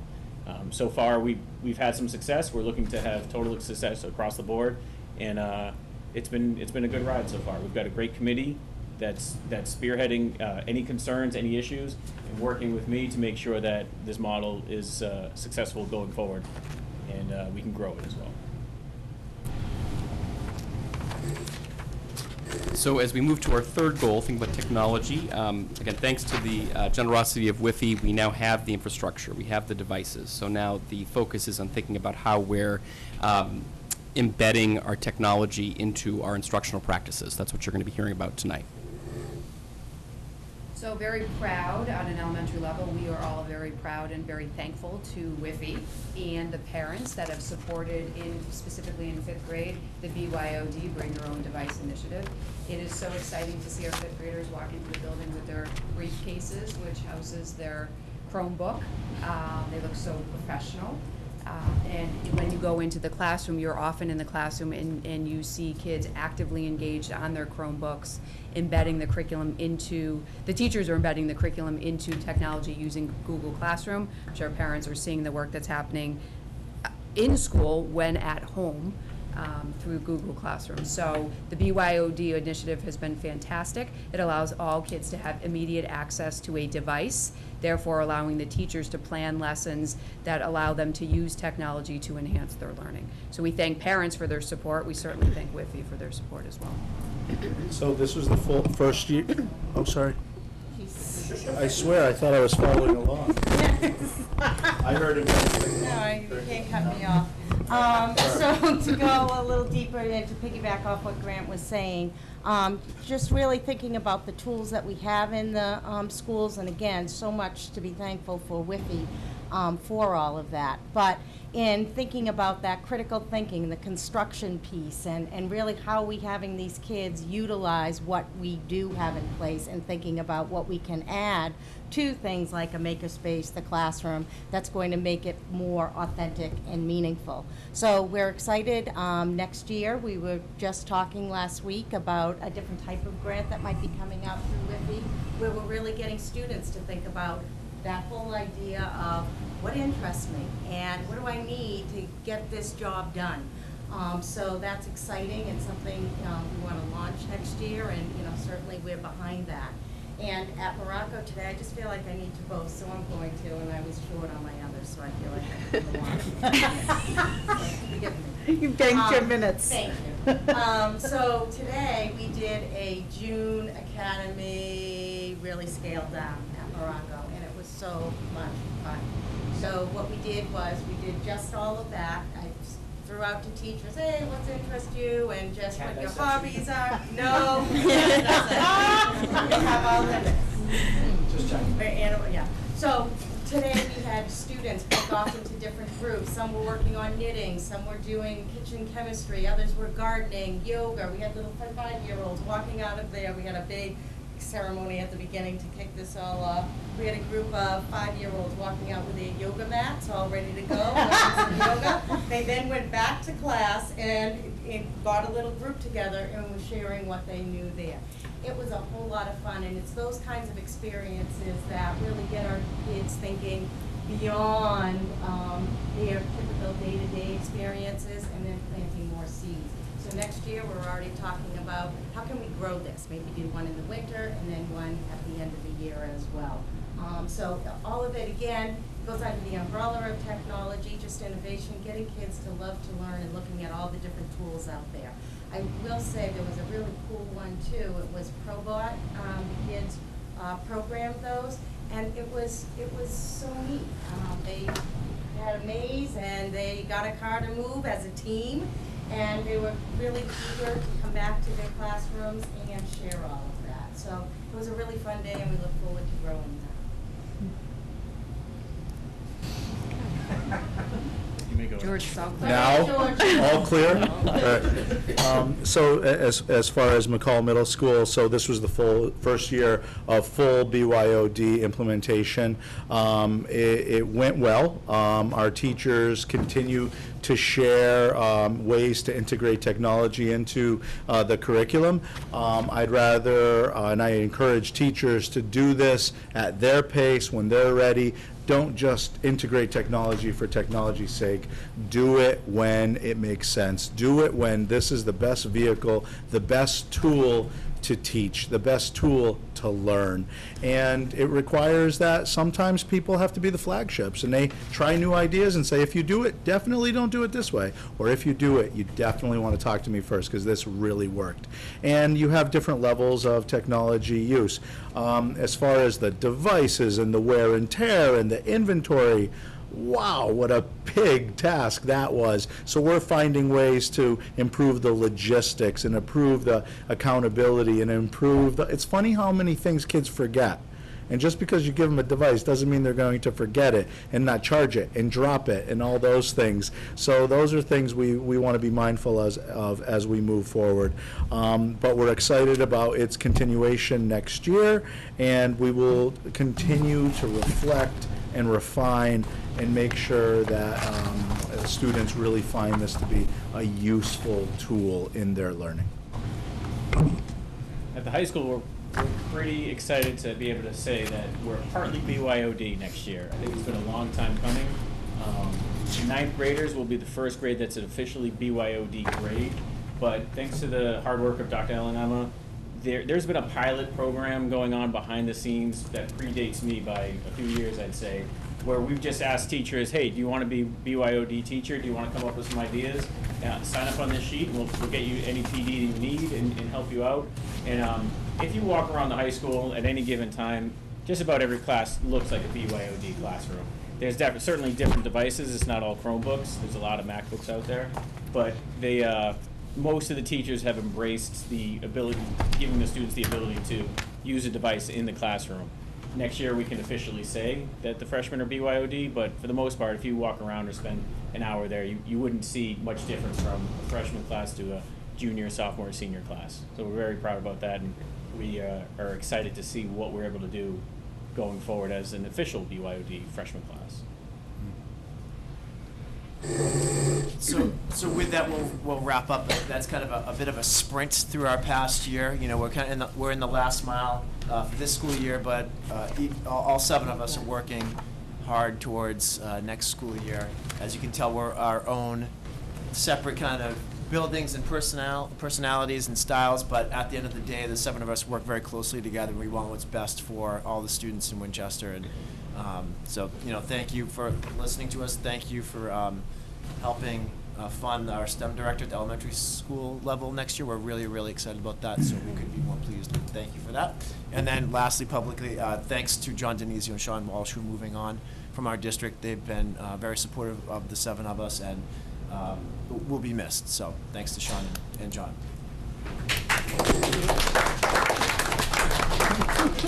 Or not in the room. Oh, there he is. There he is. John's hiding in the back. He's hiding back there. Well, it's wonderful to have all of you, and thank you very much. There's just so many ambitious goals and so much hard thinking, and it's just really a very impressive set of improvement plans. So my hat's off. With that said, if we all have a bunch of questions on all of that, it's going to take another hour and a half. So Ask me about the June Academy. I'm ready.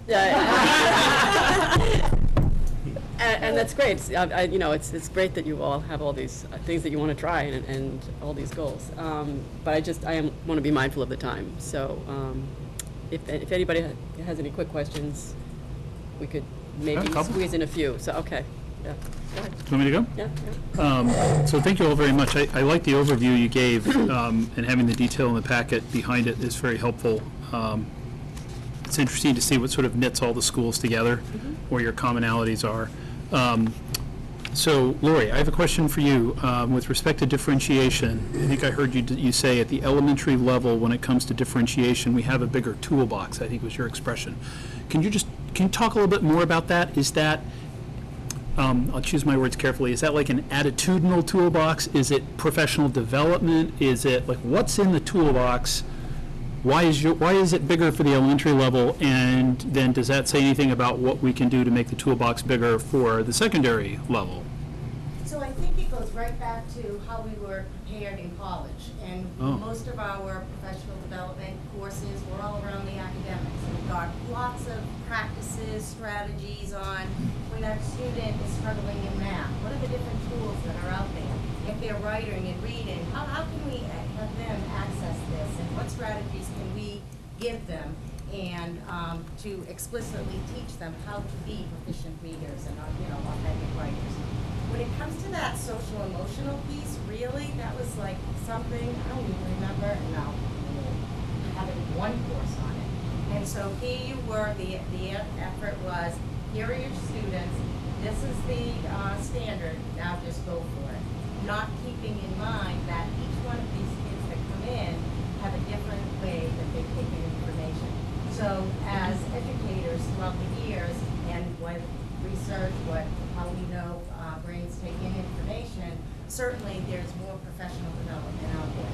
There are definitely strategies to be used that work very well for those students who have ADHD, those students who are anxious, those students who may be on the spectrum. And unless you've worked with students and with that profile, your toolbox could be very small, and it's on-the-job training.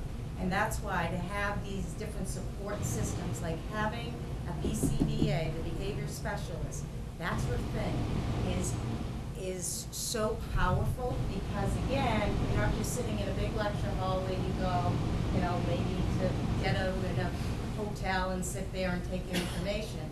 You can have a back and forth. They know our system, they know the supports that we have, but most importantly, they're able to put eyes on the kid.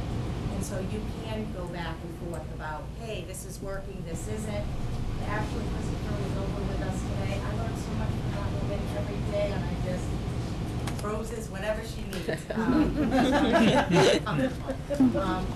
Will you take what she does? And we are so lucky. Pam has really hooked us up with the many different programs that we have throughout the building.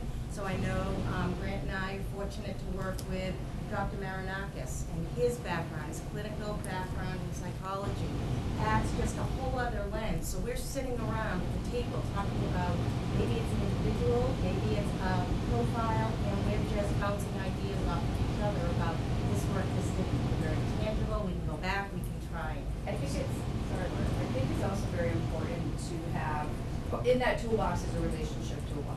So as principal, I'm very lucky to have 445 different toolboxes for those kids.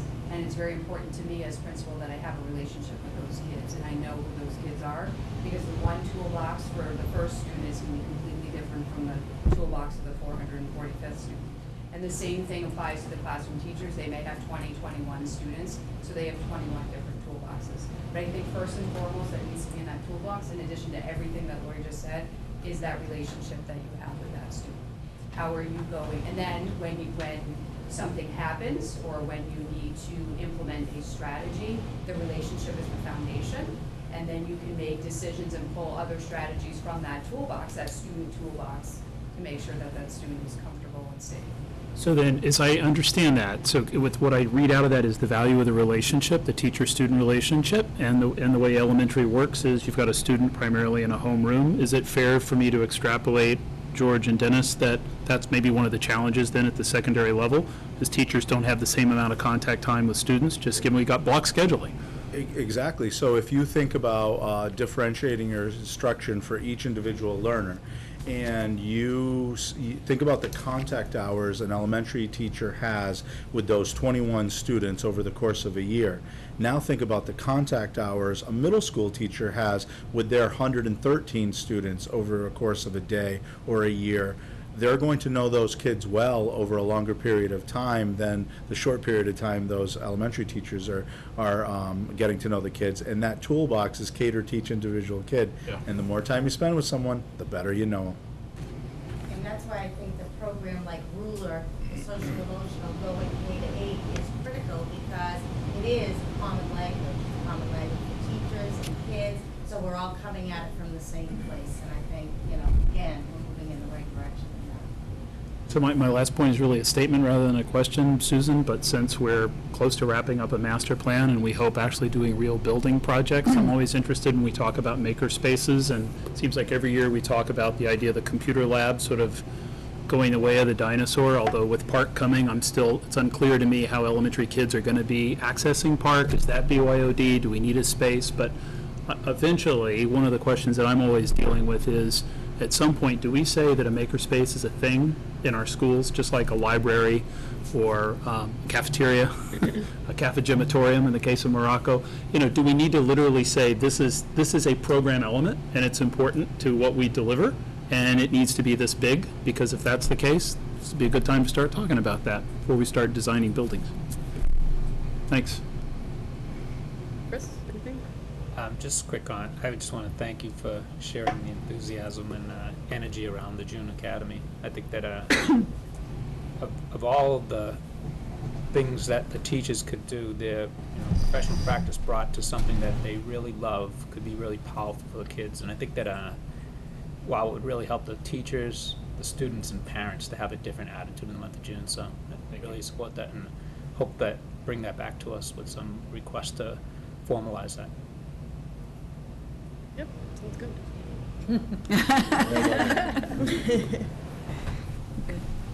Cindy, You can't crash all the meetings.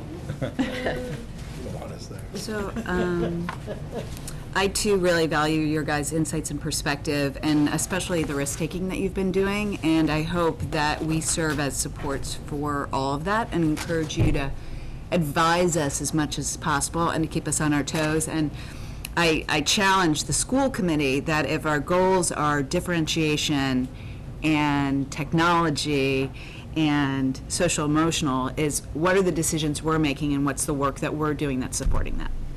Because differentiation, when it comes to policy making, may mean that we have to look at it really differently. And so I would push back to us that I think we need to learn what they're doing and really model it at our end of the spectrum as well. And, implementation isn't our role. Our job is, nose in, hands out. We're not supposed to be involved at all. But I'll encourage you with all three of these, just because I didn't hear as much about it, is just to always consider that homeschool relationship as an area for progress with all these. My sense is that families are trying to figure out the social emotional piece. Social pragmatism, by the way, is my word for the day. I'm stuck on that. I feel like every level we should be working on social pragmatics, and I don't see that, and whatnot. But so maybe the next time I go for a parent-teacher conference, not that I will have any more of them, but if I do go for a parent-teacher conference, having them talk to me about my daughter's kindness versus her grade might be a way that starts to play out in that, or technology being used as a way for me to communicate better, or whatever. And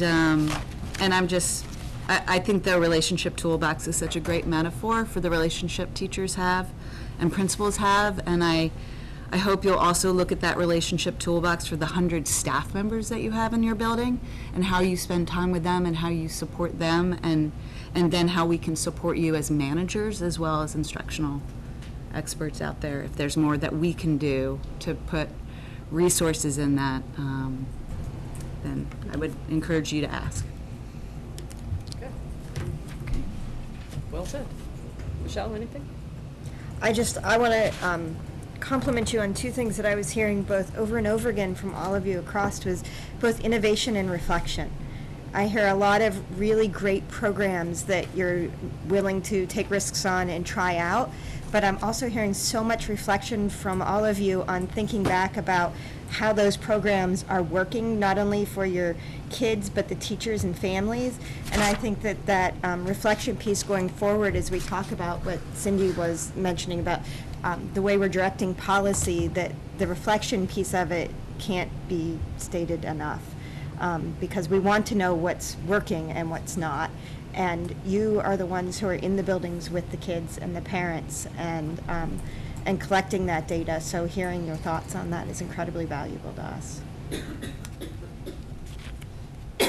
So I'm happy to make a motion, Susan, when you're ready for one, but a technical question here. So the high school improvement plan, were you saying this is a draft in progress, or are you looking for a motion on this as well? Is there a one coming afterwards? I think annual approval of the school improvement plans is required. So. Oh, no, I understand. I wanted to be sure I heard how you were describing the high school. I think one of the things that one growth opportunity for me is that my conversations with Dennis about the school improvement plan came kind of late in the game because we had talked a lot about school improvement and the things that he was doing to improve. Yep. And then getting the final version completed came a little bit late in the game. So I think Dennis would say this is a draft that he'd like you to approve, but he's certainly going to go full steam ahead in the fall and continue to refine it for the high school piece. So I'm happy to move that the school committee approve the school improvement plans as presented for 17-18. Second. All those in favor? Aye. Thank you all very much. Thank you so much for your time. Thank you. Great job. Didn't tell at all you practiced that or anything.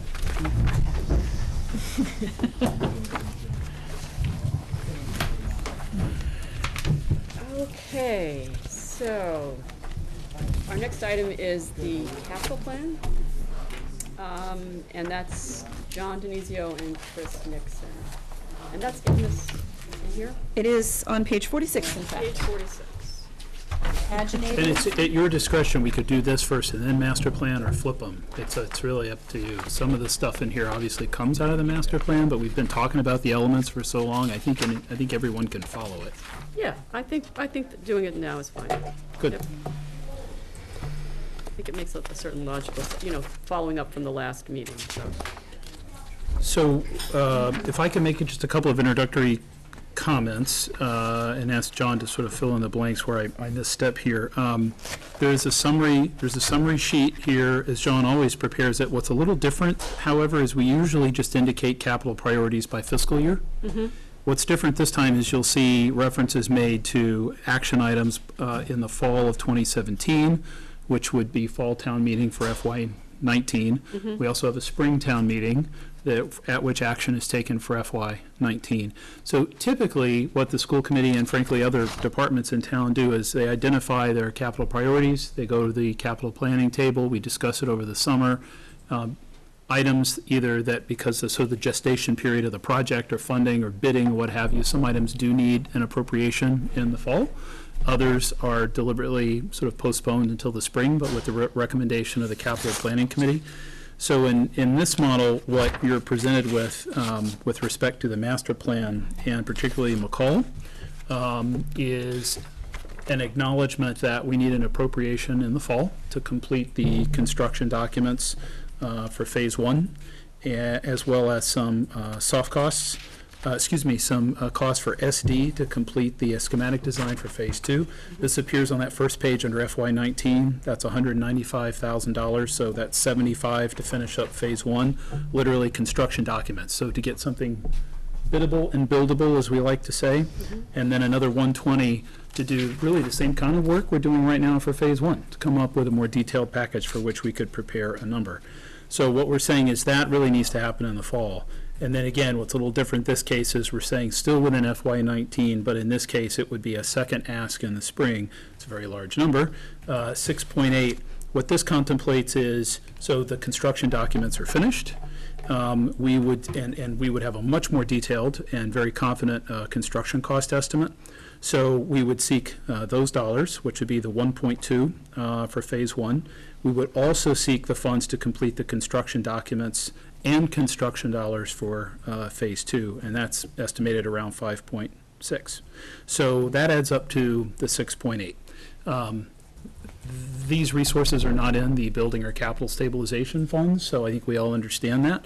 But after quite a bit of consultation with folks at Town Hall in particular, it was really recommended. It is a capital project. It's appropriate to put it here. We'll certainly have those conversations in the summer. This would certainly require a debt exclusion override when we talk about something at this level. That's not necessarily the case, however, for that 195. And that certainly, if you look at other numbers throughout this grid as you turn the page and you think about other projects that we've contemplated in the past, that certainly falls into an order of magnitude that's been funded. by the Building and Capital Stabilization Fund. So that certainly is an option. I might ask John to talk more about Ambrose hot water heater, and if we got any more detail from Jay on the Lincoln Playfield piece, but that's like the third of 3 phases, I think. Is that right, John? It's the first. First of 3 phases, okay. Jen, There is give him just a one mic. correction on the front summary page, the very bottom one, which is, I'm sorry, which is the restoration of the carriage house and the elevator at Parkhurst. It says 115, but it was a copy error. That's supposed to say 365. The summary page is wrong, but the detail pages are right. It's actually the second to last item on the detail pages. So I just talk quick about the Ambrose hot water heater, gas conversion of that item. That's new this year. I haven't seen that in the past. That was something that Pete and I had talked about, but it wasn't until after our capital vote last year. So it's new to the list, but not new to conversations. And Pete was worried that he doesn't have a crystal ball, so he doesn't know when this stuff's going to go. But given that he's been around long enough, he thinks it was really a priority and a priority of the whole committee to even though it was new, to move it to a request for this coming year. The Lincoln field drainage and site reno, we've talked about it a bunch of times. It's trying to do something to that grass pavement and grass area, play area at Lincoln that turns into a mud bowl, fairly quickly, and they lose a big portion of it when it rains or snows, just because the grass can't keep up with the play. The project has several different pieces. This piece of it would just be to do some drainage improvements and a retaining wall and some other stuff. The second phase of it would be the bigger chunk of the money, and it would be to decide what the final surface was going to be. So if this were approved, and Jay could speak to this a lot better and probably will at Capitol, if this were approved, it doesn't tie our hands on grass, synthetic pavement, rubber. It doesn't tie our hands on any of that. It's just something that would need to be done under any of those surfaces to try to move the water out of that area better.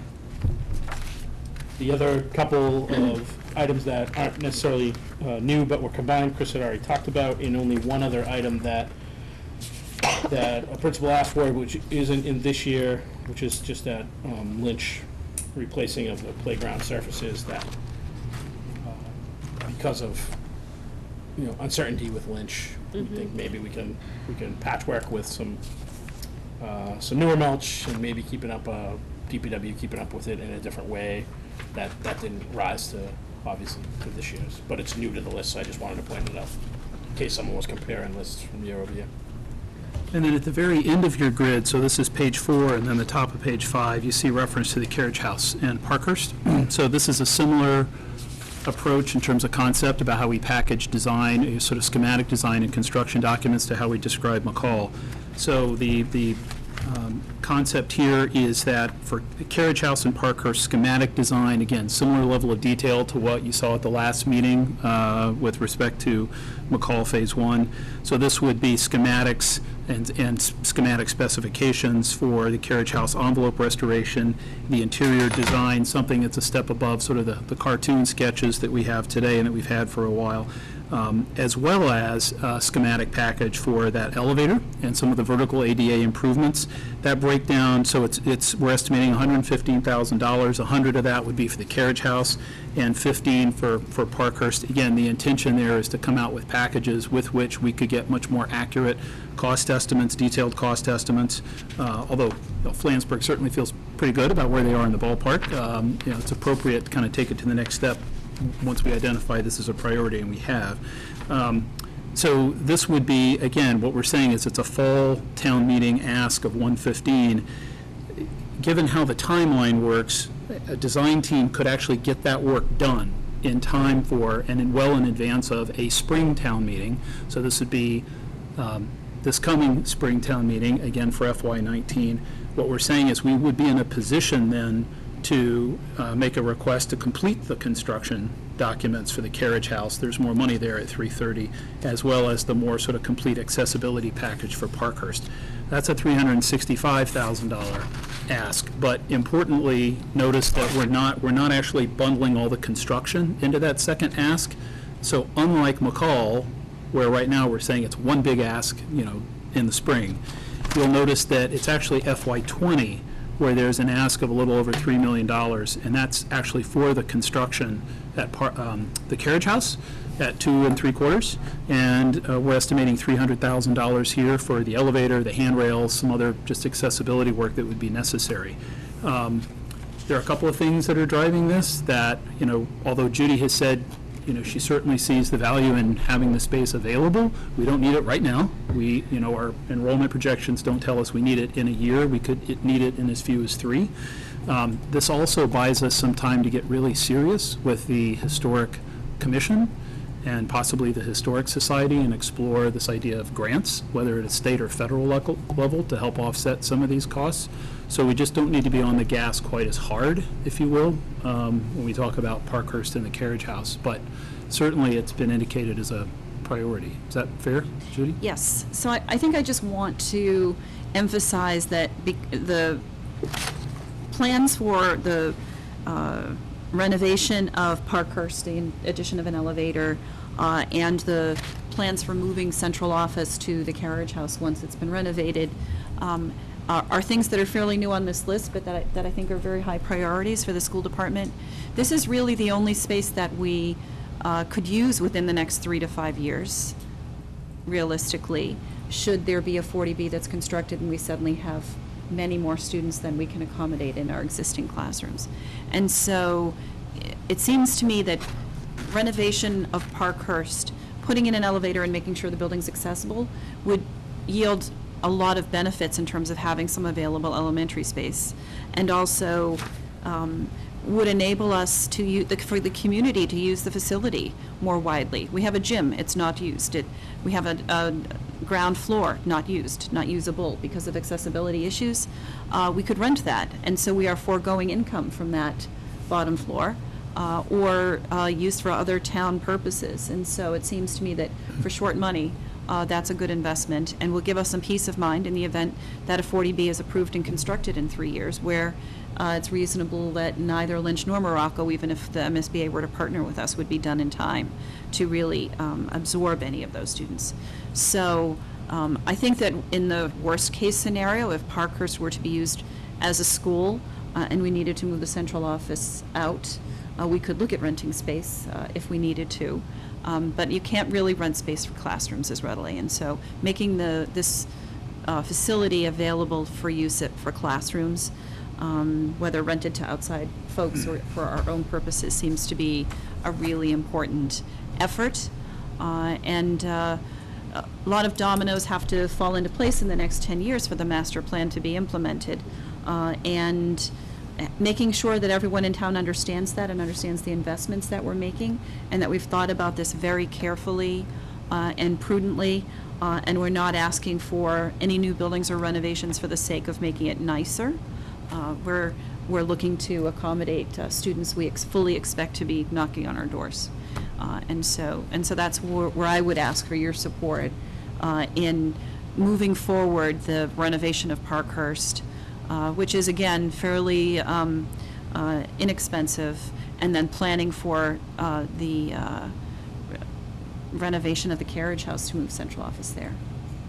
One other bit of news I'd like to share, if I can, is that, and it has to do with the ADA here at Parkhurst. You may remember from, almost a year ago, we were waiting to hear from the Disability Access Commission on their finding on the ramp at McCall, which had been flagged previously by C3. That was going to be a very high 5-figure repair if we needed to do it. So Ann Costos, who's now moved on to another town, shared with us on her way out the door that in fact they did meet, they looked at it, they think it's fine, they support a waiver or what have you. So with that local support, we can kind of take that off the list. I would remind the committee that the next item that was coming up was in fact an elevator at Parkhurst. So we've got the $125,000 funding on an annual basis. So something I'd like to talk to Meg White about is just we should all be aware that this is one funding mechanism, right, through capital and town meeting. Another is we may actually look at that 125 as a way to further push for a schematic package for accessibility issues here. If this doesn't play out, that's another lever to pull, and if we were to do that, obviously these numbers come down a little bit because we could effectively take the Parkhurst scope out. Okay, so what you're saying is that in addition to the capital funding process, there's an ADA plan, and there's funding behind ADA for accessibility needs, and that might be another source of funding to actually get the elevator built. And or in fact, designed. it is exactly within the capital process. It's just another one of the tabs in the binder, okay. if you will. All right. But it Gotcha. is it's a source of funding specifically for ADA Okay. issues, with which we could attack, this is just a sliver, obviously, when we talk about the carriage house, but that's just something for us to be aware of. So I'm going to pursue that a little further. That would be, that's very helpful, that's good to know. Yeah, we'll know more as the summer Yeah. plays out. And that was actually my first question, is what do you need from us tonight? So our typical process is we just talk through these items and answer any questions committee members have. What is this? What does it mean? John, I think it's fair to say all the other items are what we had shown before. We just literally moved everything out a year. There's a lot of Lynch and Morocco stuff there. You can imagine then we're very interested in knowing what the MSBA is going to say about SOIs. So we basically just field questions, and then our practice has been, John, I think after this meeting, you send out you just describe the process for Yes, Michelle's benefit, the ranking and so forth, and how we compile that. So exactly what you said, and then we share the summary sheet, we use as a ranking sheet for everybody to rank the projects in their priority order. We take that, do an average, and assign a rank to them, bring it back for the next meeting to actually take a vote on whether that's the ranking to the priority order to submit to Capital Planning Committee, which happens after that vote's taken. Capitals, we're actually having our first meeting, I think it's tomorrow night, just to tee things up, but we'll be busy over the summer. And then whatever the consensus the committee comes to, my marching orders are to go to that committee and say, these are our priorities and here's why. Okay. So in part, this is an exercise of kind of weaving together the things that have been on the list, and things like window replacements and flooring, those sort of more ordinary things within buildings, and the things we are looking for to begin to work on the master plan and to get McCall It's a chance moving for us fast. to identify anything that's new to the list. Yep. And to get some feedback on what the subcommittee has proposed for this year. Okay. So. I left out that Pete and Jay were involved, and the principals were involved for anything that was on the list that was new. Nothing actually came off the list, but for anything that was that wasn't gonna make it into this year, they all got a chance to weigh in. So just so I understand, when you were saying the hot water heater item at Ambrose is it's a new item, but it's not a new hot water heater. It's something that is on its last legs. It's new to the list of asks. Okay. And normally something would show up in the out years and then work its way closer. Okay. But that's new this year and warrants a higher priority. Okay. Right, and having had to, there's one hot water heater for the building, I think at Ambrose, I asked that question. Yeah. Having had to replace one in the middle of the year when they go, not a fun thing to try to fit in your budget. And so I think prudent to do it based on Pete's instinct that this is a good time. We also only have one at Lynch for domestic hot water. So I have a couple of Yeah, questions. go ahead. And I apologize, I stepped out for a minute. So there's some items that are on fiscal year 20 that just have been removed from the voting ranking. And so, and I assume that Pete and you and others have weighed in on it. Specifically the Lynch floor carpet issues. I don't remember seeing this before, but I'm sure it's come up before. Is this just not pressing? So I think the consensus of the committee was to hold off on Lynch or Morocco items until we had a better idea of what's going to happen at either one of those schools. Yeah, I appreciate all of that. That seems like an issue where, I mean, we clean the carpets here at Parkhurst. I don't know what the state of them are there, but we know that it'll probably be 4 or 5 years that we're at Lynch. Even if we start there and we swing kids over from Morocco over there, they're going to be in that building for quite a while. And I wonder if that's something that's reasonable to expect that we need to fix. I don't know what the state of it is. But So that that- was just a question I had. That placeholder is for removal. So removal of carpets, the reason the number is the way it is that oftentimes that, especially at a school Lynch's age, it's not Yes. just removing the carpet, Yes. it's abatement. Yes. So that's why doesn't like to do, you want to do as much as you can at one time Mhm. for economies of, it isn't cheap to have the abatement people out there and the testing and everything. So you could chip away at it, we typically don't chip away unless there's a problem, unless there's, tile that's breaking or carpet that's ripped up or. So I assume that 100,000 covers really doing it well and doing it right. So that's also something that we wouldn't want to have happen in the middle of the school year where we have to shut down the building and no one can be in it. Right. So there's a Carpets time. are cleaned. Yeah, this is just Existing replacement. carpets are clean. This is This is well, replacement. removal of. So I guess Lynch, I see that just given our priorities, the way we sort of sequence things, I see that as something where it has an impact on a lot of people. I don't know what the state of it is, but I wonder if that should be added, at least for voting purposes. And then, Can I just ask you to clarify, are you saying pull it from 20 to 19? Is that what you're saying? I'm asking if it perhaps should be moved up a year. Yeah. Well, and Morocco Morocco has the has that same, same thing, and it's yeah. a much larger number as well. And we're gonna be in that building for So a I, while yet too, so that's to add on to what you're asking. So I guess I was asking specifically about Lynch because it seems like a manageable thing, like when we were doing the high school and the roof started leaking, we had to fix it. Yeah. You just have to fix It things. was about the same amount of money, right? 100 And- grand or something. Chances are that the Lynch will be used longer, the current Lynch building will be used longer than the Morocco building is, but I'm just asking that question. And I know that Lincoln Field, we've been talking about this for so long. Have we really not done this yet? I thought we had already done this, or is this the third time of us doing this? I thought we had started, I thought there was some small project, the precursor project, John? 4 figures, not Oh, okay. 6.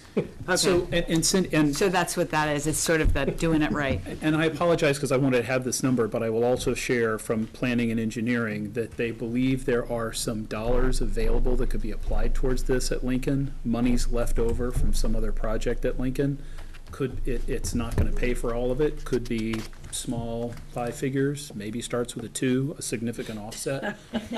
Could you be more specific? I said maybe. I said maybe starts with 2. I mean, it's 5 figures, but it's It's not. interesting, because we did use old project money to do this the last time, about 6 or 7 years ago. Right, I seem so- to remember on the EFPBC. I had the same memory, and I inquired, and I'm told they're pretty sure there's something there. So what I really should do, Susan, is try to run that to ground to just get that information out to the committee through Judy. That number may come down incrementally if there were those dollars available, but I don't think, Cindy, it would cut it in half. Yeah, yeah. So that was just those 2 things. The hot water, it sounds like needs to happen. Again, when things need to happen, they need to be fixed. We just have to sort of think through it.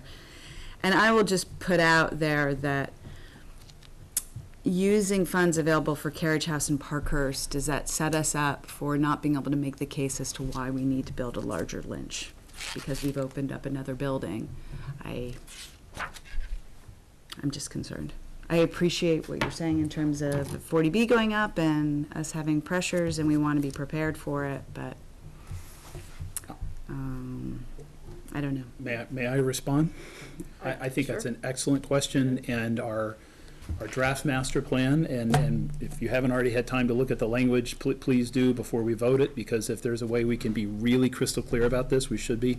I think, Cindy, there's some language in there that speaks to the different benefits from moving on Parkhurst, right? And there are sort of 3 different things. One is you clear out of here, you get it ready, and it's available for what I'll call a surge of enrollment growth that we just can't handle anywhere else, and that would be a good thing to have. Could also be used as swing space for some project. We have to cross that bridge. How does a new Lynch or Morocco work? We have, with respect to Lynch, a couple of different interesting options, so it would be nice to have swing space if we need it. But the third important point is, it's a resource, and central offices, this isn't the highest and best use of the space. So if we vacate the building, particularly make it accessible, then we can rent it, and it becomes a revenue stream. I hear all of that. I hear you, but I people believe, still see it as a school building. I still believe there may be some implications of us moving forward on Parkhurst before we've seen a demonstrated need for it. And yes, it can be used as swing space, but then that also takes away from the value of starting the cost sooner on construction of a new Lynch or a new Morocco, because swing spaces, we eat. Whereas new buildings are shared costs. So just, I think there are implications we need to consider. But I trust our superintendent that if she believes that we're gonna need the space, we're gonna need the space. We can't build a building faster than we can build it, but. Right.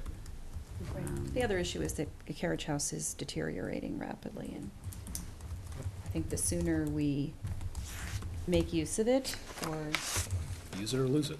lose it, then we will lose it. And that's, that would be a loss to the community to have a historically interesting and valuable resource no longer in use. I understand your concern. I would say my first priority is to get Parkhurst accessible. Whether or not, there's a long lead time to get the carriage house planned and constructed.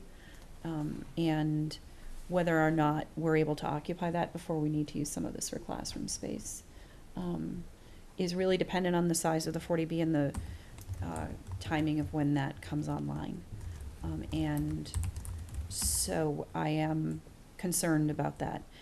So I think a relatively small investment in an elevator and some accessibility modifications here, it will not only make the classrooms available for rental, either to the Chinese school or to a collaborative, it'll make a gymnasium available for this community that is really lacking in recreation space. And so, and it seems to me that much like the carriage house being not used for many years, having one level of a building not used for many years doesn't help us with maintenance and ensuring that everything is working. And would lead to greater costs down the road if the longer you leave it vacant, I think. It's like leaving your house vacant. Pipe leaks and you don't know it because nobody's down there. So we've got to weigh all the factors, and I think we'll have some signal in the fall about MSBA's willingness to partner with us on one of our other school buildings, and that will really help. But I am concerned about a long lead time on all of these things. Yeah. An elevator you can get in a year. I know there's a long lead time on elevators. But You can get it faster than you can build a building, let's put it that way. right. Yeah. But everything else is going to take 2 to 3 years at least. So that's always my concern. I think, Chris? Just two quick ones. On all the projects at HVAC, we should have a payback for those things as complementing. There's a capital investment, but there's also return on those. Some of these others, the return is a little bit more of a new building as opposed You're to. saying like for windows and Yeah, so the window replacement? boilers and domestic hot water, if they produce the same thing at a cheaper dollar, there's a payback for that. And those should be in there, and they might actually accelerate them in some people's minds in the rankings. And I appreciate everything everyone said about the buildings. I don't know, but we should try to find out if there's gonna be organized support for saving the carriage house or organized opposition for doing something other than what other people would like to see in the carriage house. Well, I think that sort of speaks to something that I was trying to formulate in my mind. Is there some value to having this on this list just to start talking about the carriage house with capital planning? And historic commission, and, And other town stakeholders, yeah. My only request when it comes to actual ranking, once John sends something out, is just, again, this is a little unique because we've kind of have a small ask followed by the bigger execution ask, if you will. So my only request would be, for instance, if a school committee member says, my number one priority is McCall Phase 1, I would just ask that you attribute that ranking to the 195, which is really finishing the design, and then you can follow with a higher number for the construction. Just want to be sure we're really clear about that. Don't put the highest priority on the construction, because we can't do that till we have the drawings. That's it. One foot has to fall before the other, that's all. Chris, did you bundle the carriage house and the Parkhurst schematic design as one number because you feel that's easier to approach capital planning with? To Chris's point, I don't know, they might be two separate issues, even though they both affect central office. The way that they affect the town might be, and the schools might be seen as two different issues. So whereas Parkhurst may be more appealing to people into the town when we go to money if we can prove a need for swing space. And as Judy pointed out, temporarily we could always rent. I mean, it's not ideal, but we could rent central office space. But I don't necessarily see them as the same, are necessarily goal. So I would say the reason I that. think they can be bundled, but I think they could be separated I think as the well. reason they're bundled, Michelle, is that the point in getting central office out of here is so that we can then fully use the space. So to fully use the space, it has to be fully accessible. So there's sort of two pieces. Move the administrative offices. You're right, that's a thing, because you gotta have a space for them to go to. Right. But if we spent the money and then they go to the carriage house and we haven't yet done anything with Parkhurst, then we still don't have the full use. Either we don't have the full use of the building, we can't rent the full building. So that was the logic behind it. It is, it's about 10, it's the additional 10%-ish, right? I think that's what the number was. It was 100 for one, 15 for the other, call it 15% on the accessibility piece. So I thought it made sense to bundle it. As I said earlier, I will push hard to understand what's available through the ADA transition plan. I think now that Michelle brings it up, I think it's probably cleaner to separate it as two two choices, Well, two items. Yeah, you assume that the carriage house would go through before the Parkhurst would.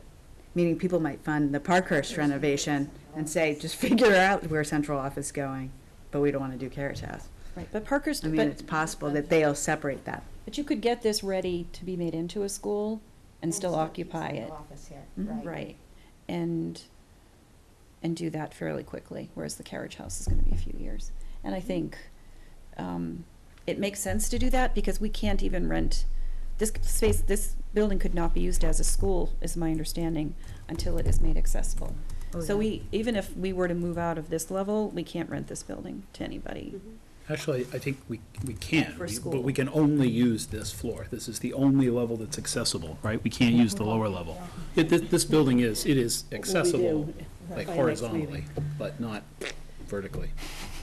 Doesn't that sound weird, to have to qualify that? We've been saying that for so long. Horizontal accessibility. I think there's complications. To use it for something, you might have to invest a little bit, and then you flip the switch that says now it requires an elevator because the amount of work you put in requires you to, so there's Yeah. a lot of complications to it, and that's why I think we said in our letter back to them that we are not using it for, any children, so that's why we can stay here. Right, I think it would be difficult to use it for children, not have it accessible.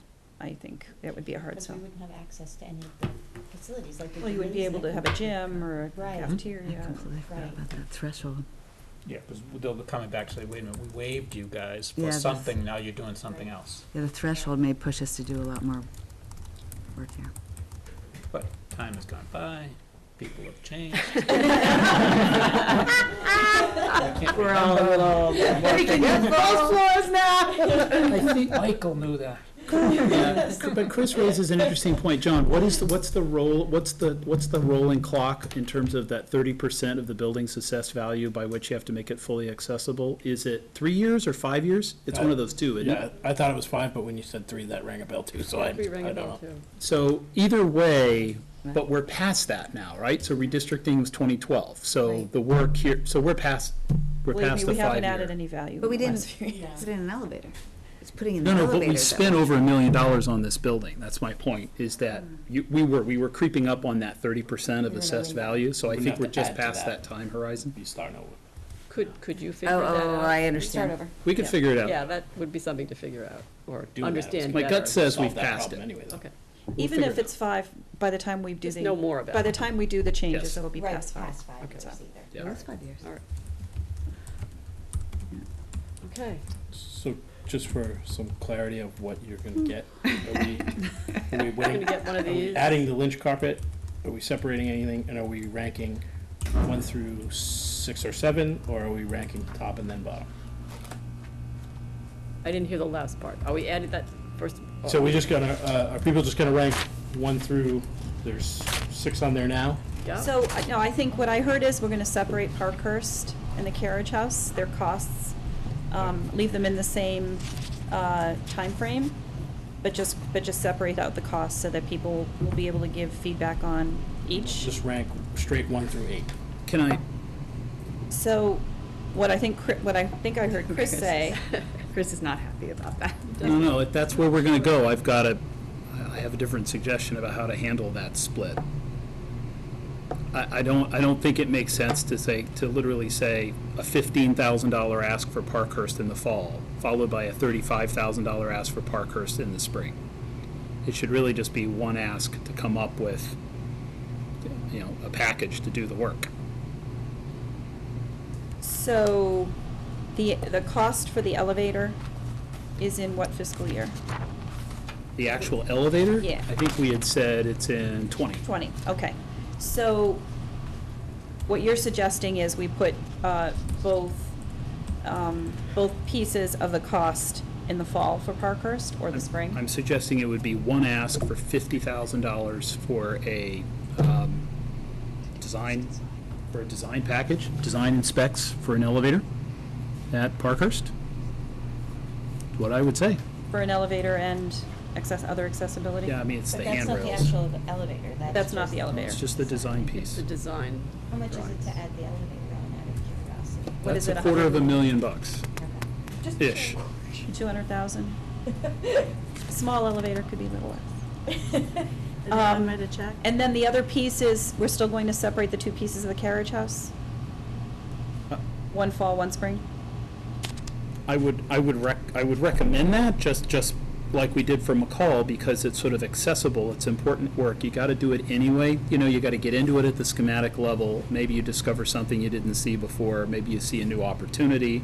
I can't imagine what that would be at the carriage house, but you look at what's just happened at McCall, at the conceptual level, we thought we were adding an elevator, and we actually studied it at the schematic level, somebody has a bright idea, gee, what if we actually did a connector instead of the elevator, now we have a new solution, sort of it's a better solution, and that's sort of the value of doing schematics. And by the way, so that's been the practice, Judy, for probably the past 6 or 7 years. Capital planning, whether the resources to do the actual job exist in the stabilization funds or not, certainly before they're in a position to even kind of go along with a major project, they like to see that kind of conceptual work get done first. I think the first example was the modular gas-fired boilers at Morocco. So we changed the heating plant, so there was kind of a schematic package for that. They looked at 3 or 4 different options, then they moved forward, because that was over $1 million. And then the Lynch roof replacement was a green roofs project. It was shovel-ready, but only because we had funded like the schematic work for that. So it's kind of the practice, if you will. So I think that's appropriate. So what it would mean then, that 115, I think, would come down to 100 for the carriage house. And then that 365 would go to 330 for the carriage house. That would be a spring request. And then I think, what I would further suggest is, because there's really just one ask then for Parkhurst, we don't even need to distinguish between fall and spring. It's just an FY19 request. And then the capital planning committee would discuss priorities about, where that falls on the list. And just to be clear, Michelle, for your benefit, that, there'll be a whole list of requests. And then only once the capital planning committee at the end of the summer votes those priorities, We then go through the priorities and decide which ones really need to come forward in the fall. So getting back to John's question then, if there are 8 different options for you to rank, what I heard Chris say was that whatever rank you give the McCall piece, make sure that you rank the Phase 1 construction documents plus Phase 2 schematic higher than you rank the construction piece of it, so that we can be sure that you can't do one without the other. Yep. And so you have to do one first. So wherever you rank them, you need to rank them consecutively in that order. Does that make sense?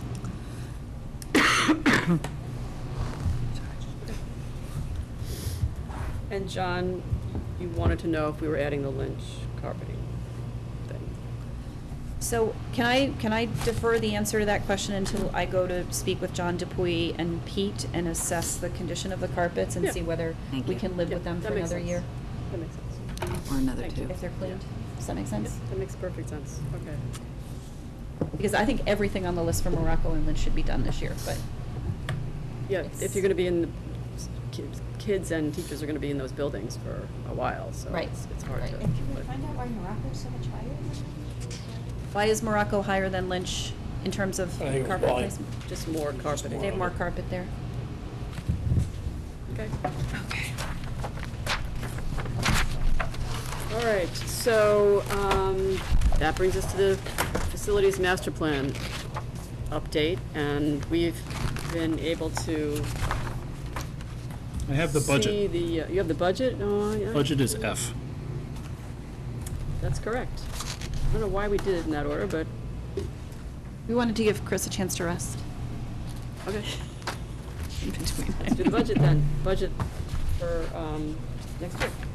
So what you have in your packet is, I assume you wanted me to stop. What you have in your packet is the summary sheet that breaks down the budget by cost center. This is what we've done in the past, was just vote the new budget as presented. The reason we have, so everybody remembers, was that the school committee's budget, it was $90,000 more than what was approved at spring town meeting. So our budget is, we need to trim $90,000 out of our budget. The way that happened at the direction of the school committee was we were able to eliminate midday K busing for a good portion of that, over $50,000 ate into that. And then through the restructuring of clerical positions, when we added the central registrar, we were able to eliminate a clerical position there. So that helped offset into that $90,000. This also includes, this budget to be approved tonight, includes the known retirements. So at the time we approved our last budget, we were assuming some retirements, but instead of assuming it in the right lines where the people actually exist, it's in the offset line where we have turnover, where we budget for column moves, which is where we offset turnover. So that line has now been trued up to the true $140,000 we need to budget for column moves, and the actual people that we know are retiring are, those lines have been adjusted. So typically that doesn't get done until the fall, when we, after we have all of our column moves and we true up the budget again. So we're getting a little bit of a head start on that. So that's good. That'll be good for Ellen to be able to start at a nice spot. So we've done this in the past where we've voted the new budget as presented on the summary sheet.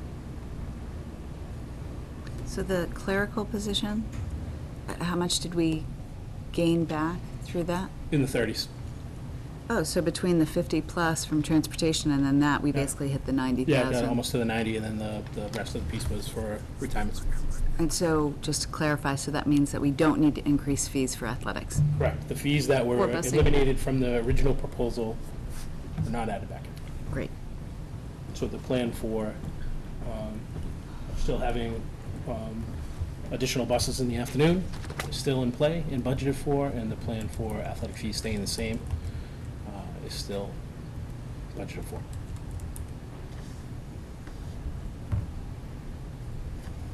So we basically recouped or covered that whole $91,000 gap. Very, very close to it. Close enough. Chris, is this what you were asking for? That's exactly right. So this is great. It now isn't an issue that we don't have the recall, so it's institutionalized in the thing. And then now, we have the hires in here as anticipated, and then between now and the fall, we'll have activity that will, either enhance or challenge us on this thing. So, good. Right. Okay. Thank So, you, John. is there, Thank there's you. no real action that we need to take? No, because it's So the you same need- budget. They need to vote a new You got a bottom line budget, you budget. gotta change the budget. We never voted, the new Oh, number. that's true.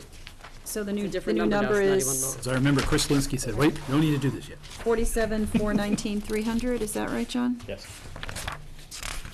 47, 419, 300, okay. You want to make a motion, FinCom guy?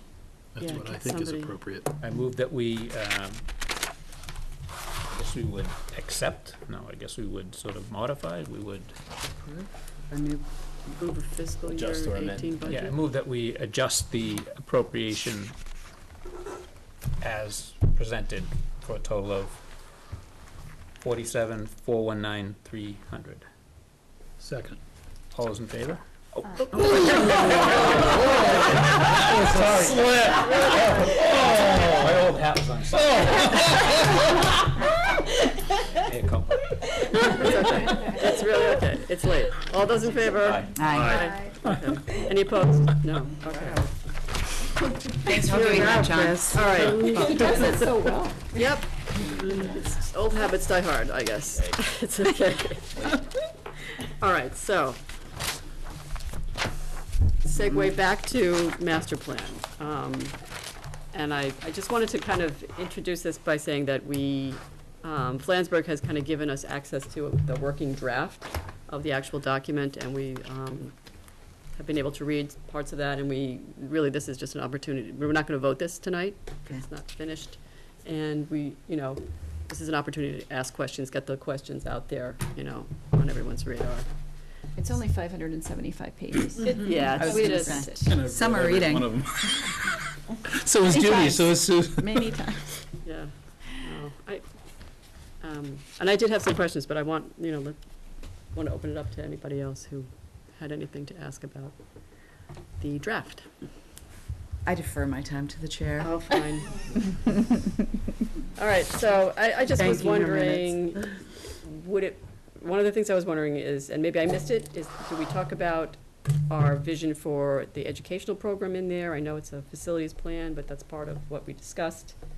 And I think it would be nice this is supposed to be the working document that we're going to be using for 10 years. It would be nice to have that memorialized. In other words, even though a lot of that's sort of in the appendix in terms of meeting notes, you're just saying bring that into like the executive summary or something in up the the front. executive summary, yeah. That's good. I don't know if that breaks any rules of master plan draftsmanship, but thought it'd be good. And then I'm wondering if there's anything that we sort of all know something about some of the MSBA guidelines, but those do inform some of the planning, so do we want to just, add a mention here and there of things like the MSBA class guidelines are different than ours. I think it's higher. The MSBA doesn't reimburse for preschool space, or we have to have preschool space because it's a special education requirement. It's a So program. there's for a, such- there- how there's does a that note in work? there we need to expand, Susan, Okay. that says, I'm glad you raised that we did specifically add a note that says, speaking to this idea of the preschool would go with either a New Lynch or New Morocco, whichever comes first, although preschool students aren't counted in the design enrollment, space program elements for preschools are considered reimbursable okay. expenses. But that's like buried in a paragraph somewhere about the Lynch or Morocco options. So Okay. are you suggesting, Susan, maybe actually package that with some paragraph about MSBA guidelines in general? Maybe, Yeah. because be then the good. other one was swing space not being reimbursable. Mm-hmm. And that plays into some of the discussion about whether to, use an existing building like Lynch as swing space. Just a thought, just as background, as context. And then looking specifically at Morocco, when we were discussing prioritizing the statements of interest, there was some talk about, well, isn't there a flood mitigation project on the Morocco site? Is that important? And Morocco has a history of flooding, as recently, I think, as 2010. So, did we want to put that in there? Mhm. As, again, since we're going to be looking at this, and we won't necessarily be around to remember all that. And then, it occurred to me. Hopefully not, because we're washed away. That was a joke. Our houses floated away. Maybe mention somewhere that there might be a possibility of building a new Morocco on Leonard Field. Just a thought. Let's see, the other one was, in general, would we want to note somewhere that there is a townwide flood mitigation program that's in progress, since a number of the sites have, Mhm. flooding areas or wetlands areas. And then the other one, can't read my own. When Flansburgh presents the option for building a new Lynch on the existing footprint, in the same place, that's a one-story building. And then, looks like the other one. It's two. Now, when you build Lynch, a new Lynch, it's two? Oh, okay. Then If you build in the fields, it's 3. Oh, so maybe that, Is that right? could that be a little clearer then? I didn't quite. Yeah. I think they're both two. No, there's I a thought, difference. There's an extra floor in one of those. We should clarify yeah, that. I Yeah. don't know if they're. That's why the it's more that's why the constrained for space. footprint's different. Okay. Yeah, one's more multi-story than the others. That's a Okay. good point. but, yeah, and then Morocco, I presume, has to be 2 stories to fit on that site. But just to make that clearer, about, is there some, is there some advantage or disadvantage to having a 1-story elementary school, or not? I don't know that anyone builds one-story schools anymore. Anymore? Yeah. Okay, well, just to clarify mean, that. just for- You do avoid the cost of elevators. Elevators. Not around here where there's just space. Well, I think it's just an inefficient use of the Yeah. space. Yeah. Well, that's what I was thinking too. It leaves you more green space if you have a taller building, maybe. Well, I so. think it's just, in terms of utilities and heating and cooling, I would think it would be. Okay.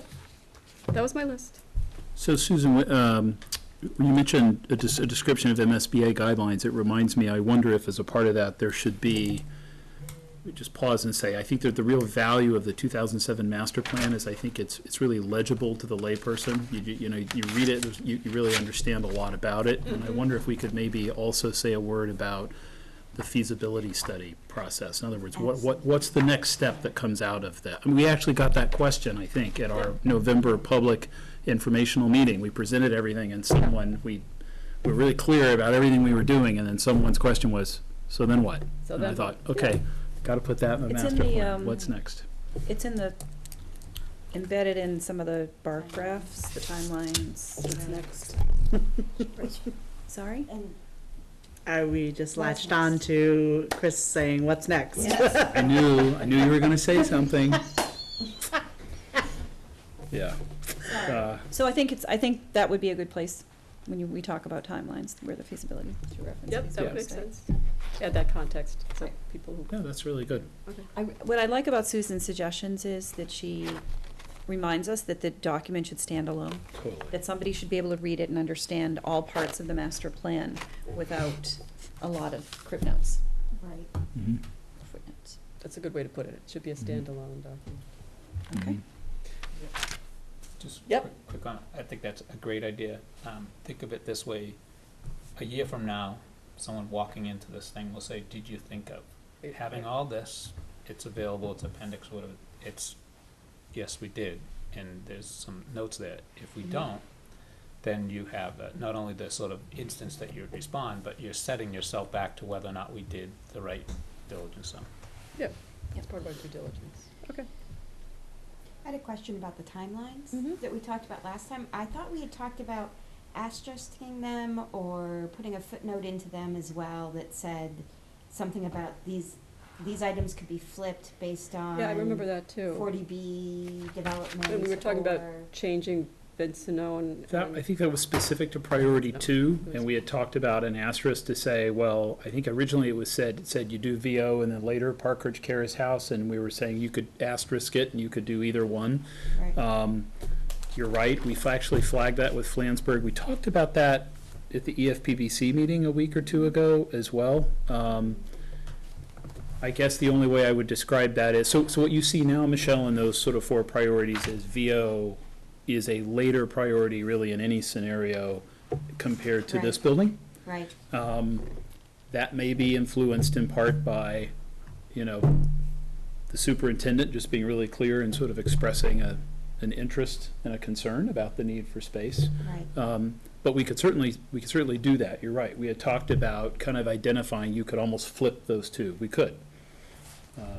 Just that we could, to Susan's point, that, and Chris, that we'd acknowledge Thought we of everything. considered it and. Okay, Mhm. all right. Moving on.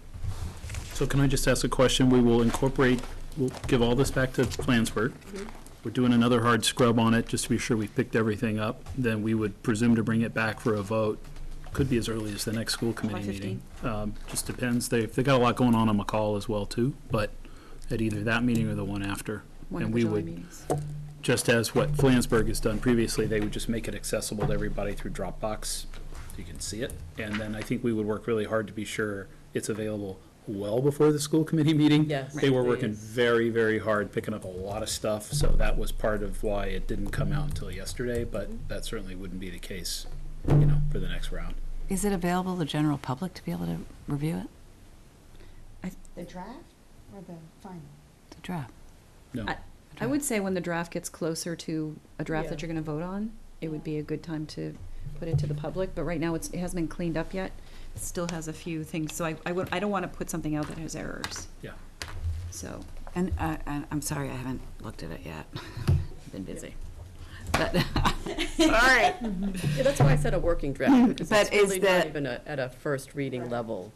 Is there some link to the energy policy, the townwide energy policy, building energy policy? And is there any reference to air conditioning, given past conversations about air conditioning and how we define air conditioning as air cooling versus air conditioning versus other things? So I don't believe there's any reference to an energy policy. I would argue that might be more appropriate in the design phase or feasibility Probably. study. However, there are assumptions around air conditioning, and where it is picked up is in the PM&C cost estimates, which are in the very, very back of the document.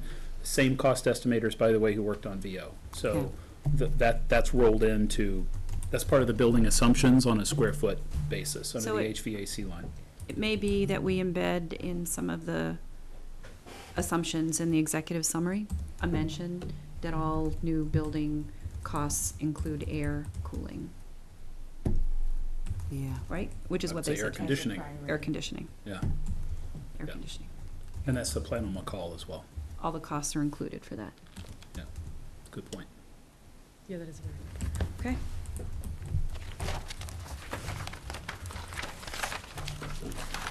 So finally,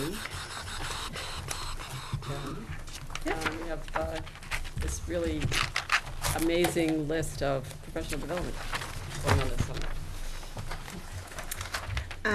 So I have to say, we talk a lot in education about, like, anything you try to do, really, what the research tells us is 3 to 5 years.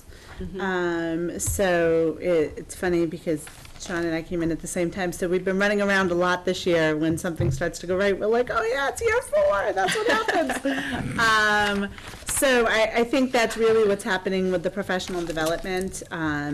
We had more teachers than ever request specific things this summer. We had more teachers than ever volunteering to run things. I mean, certainly when there are topics that aren't really within our area of expertise, that's when we reserve our funds to bring in people that are, and we're fortunate that we can, because we try to target our funds that way to really bring in people who are well-known in the field and well-respected for their expertise.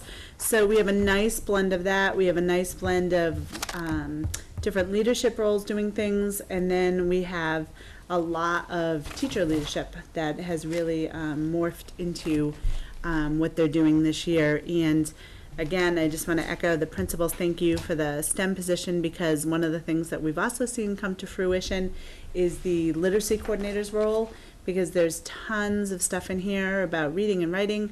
And not that she's doing all of those pieces, certainly she's doing some, but what she does is she taps into other teachers that she's been working with and having them take some leadership roles. So we have a ton of workshops being offered by teachers in our district that have different expertise and different strengths, and we really talk about people showcasing those and then learning from each other. And so I think that's really taken off, and we have been able to really try to do some very specialized PD as well as some PD that supports most teachers in the district around some of the pedagogy practices. And it's nice how things have really started to come together. So one initiative is really supporting another as we're doing the PD pieces. So we do have some more things still that will be added. We're still, working on our new teacher orientation. Kind of now that, as Sean said, the ink is barely dried on our changes for the program. Now we will build the specific orientation around some of those pieces. And then we still have some other teachers that are like, ooh, we just got an email yesterday. I'd love to do a PD session on, and we're like, great, we love when people bring it forward. So we'll add a few more things, but I don't want to read anything to you. You can see our themes, our common themes we've been working on. So just if there's any questions, I'm happy to answer those. So just a quick question. Sure, if I could. So all of these, except for the grad courses, are free? Participants? Yeah, oh yeah. Yep. Right, I mean, I just think that's important. Yep. And that some of our instructors are doing this as part of their normal work, extra work days, or Yep. part of their work year, like Yep. the literacy coordinator and the STEM coordinator, absolutely. And other teachers are doing it as a teacher leadership opportunity for a nominal Yep. curriculum rate. Yep. And the graduate courses are great because we have a deal with Framingham, so they really just charge our teachers $75 a credit. It's crazy. So, yeah, and they have, the teacher reimbursement account, so they pay up front for the course, but then they can reimburse for their $1,200 to that, so they get probably 5 courses paid for with that reimbursement account through this. So. I love the implicit bias You love stuff. what? The implicit bias. That Thank whole you. series is awesome. I love the fact that you're actually providing consultants to me with individual teams around co-teaching. I think that's a really cool model as well. And the NAMI, I don't know how you... NAMI. NAMI. I think they say it NAMI. Mental health. National Alliance for Mental Health. Yep. The I must be something different, but that's basically what they do. It's mental illness. Mental illness. Mental illness, thank Yeah. you, yep. And so I will say the same thing to you that I said to them, which is, it would be great if we could figure out a way, and maybe it'll take 4 years to get there, that we could take 1 or 2 things that we're doing a lot with teachers and maybe do a workshop with parents. Yeah. Because our parents, if stuff like ruler is really going to take off, it's so helpful if parents understand what we're talking about. And the mental illness piece, how to recognize mental illness. How awesome would that be to have some of our parents participate in that? Or our coaches? Yep. Anyway. So we are hoping with NAMI, Carolyn's actually been working with them. We did go see a great presentation with them. Seem brought in some support for us to go see and people that are in like mine and Carolyn's roles. So she was talking about setting up a parent thing with them because they do regularly do that too. So we're excited for that piece. The implicit bias and all those pieces, there will be parent workshops hopefully around that as we're trying to get that off the ground with community groups. And we just got Lisa Deeker this week. She will, God love her, do another one of her 15-hour days when she's here. And she'll do a parent workshop night, the night of July 13th. So we'll get some info out on that. July 13th. So, yeah. But you're right, we should do some more with Ruler. One of the things that they've really taken off, I don't know how much we've talked about that, it comes from Yale. I think the principals mentioned it tonight. As they've gotten really big and famous, they don't come out to districts anymore. So unless you have, it's something like a minimum of 25 schools in your district, so you can imagine they're really just going to the counties now, that they don't come out to do workshops. So we're trying to think about how how to do some of that stuff ourselves. Are there any other local districts that use we team up, ruler or? curriculum as well? that we They can partner do, with? yeah, we could probably partner to do a parent thing and tap into some people to do that, like some of our people from our own districts. Well, I was gonna say, maybe there's an opportunity just for teacher leaders Right. to then present, so that parents can see teachers as educational Right. professionals and leaders first, right? So when they wanna take risks with things like homework, they're perhaps more supportive of some of that. Is all the implicit bias and the anti-bias education, is that all Southern Poverty Law curriculum that you're using? That's all for from that? Teaching Tolerance, yep. So that was not something that we felt any of us here were experts on, and it's not the kind of thing you can just read about and figure it out and do it, not very well anyway. So we really want to tap into them for their expertise on that. Great, great. Great job, Jen. Thank you, Jen. Thank you. All right, so we had some action items. Somebody can tell me the page that's on. It's on page 66. 66. Thank you. So, I think Michelle really worked on this, so do you want to take it from here? I can speak to this. Yeah. I'll try to go as quickly as possible, given the hour, but. Yeah. So this is a resolution that I'd like us to consider passing and then sending on to Senator Lewis and Senator Jalen. It's in support of the Foundation Budget Review Commission. They are, the recommendations of the Senate committee and the House are back in a committee session before they'll go on to the governor, where he'll be able to either approve or line item veto all of the recommendations that have been put forward so far. The Amendment 75 that the Senate passed was not passed by the House. They passed these original recommendations, but not that one, so that's part of the negotiation in committee.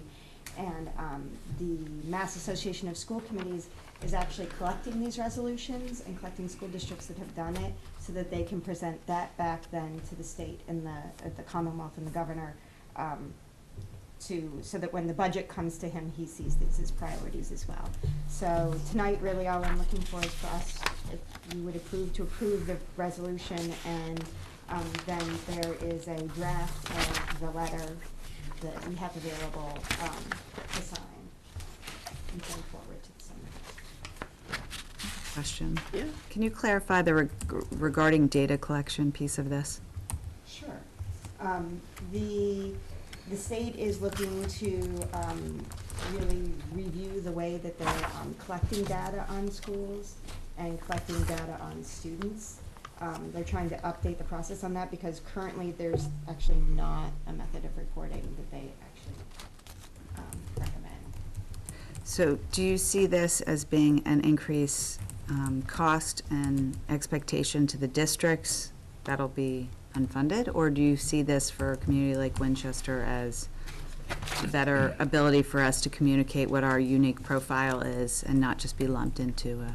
I do, and the reason it's being included in the budget is so that it's something that the state is actually budgeting for when they're funding the schools. That's why the MASC is recommending it be included in the budget, so that we actually then receive money back from that, because this all goes back to the foundation. Excuse me. But this is just the establishment of a committee.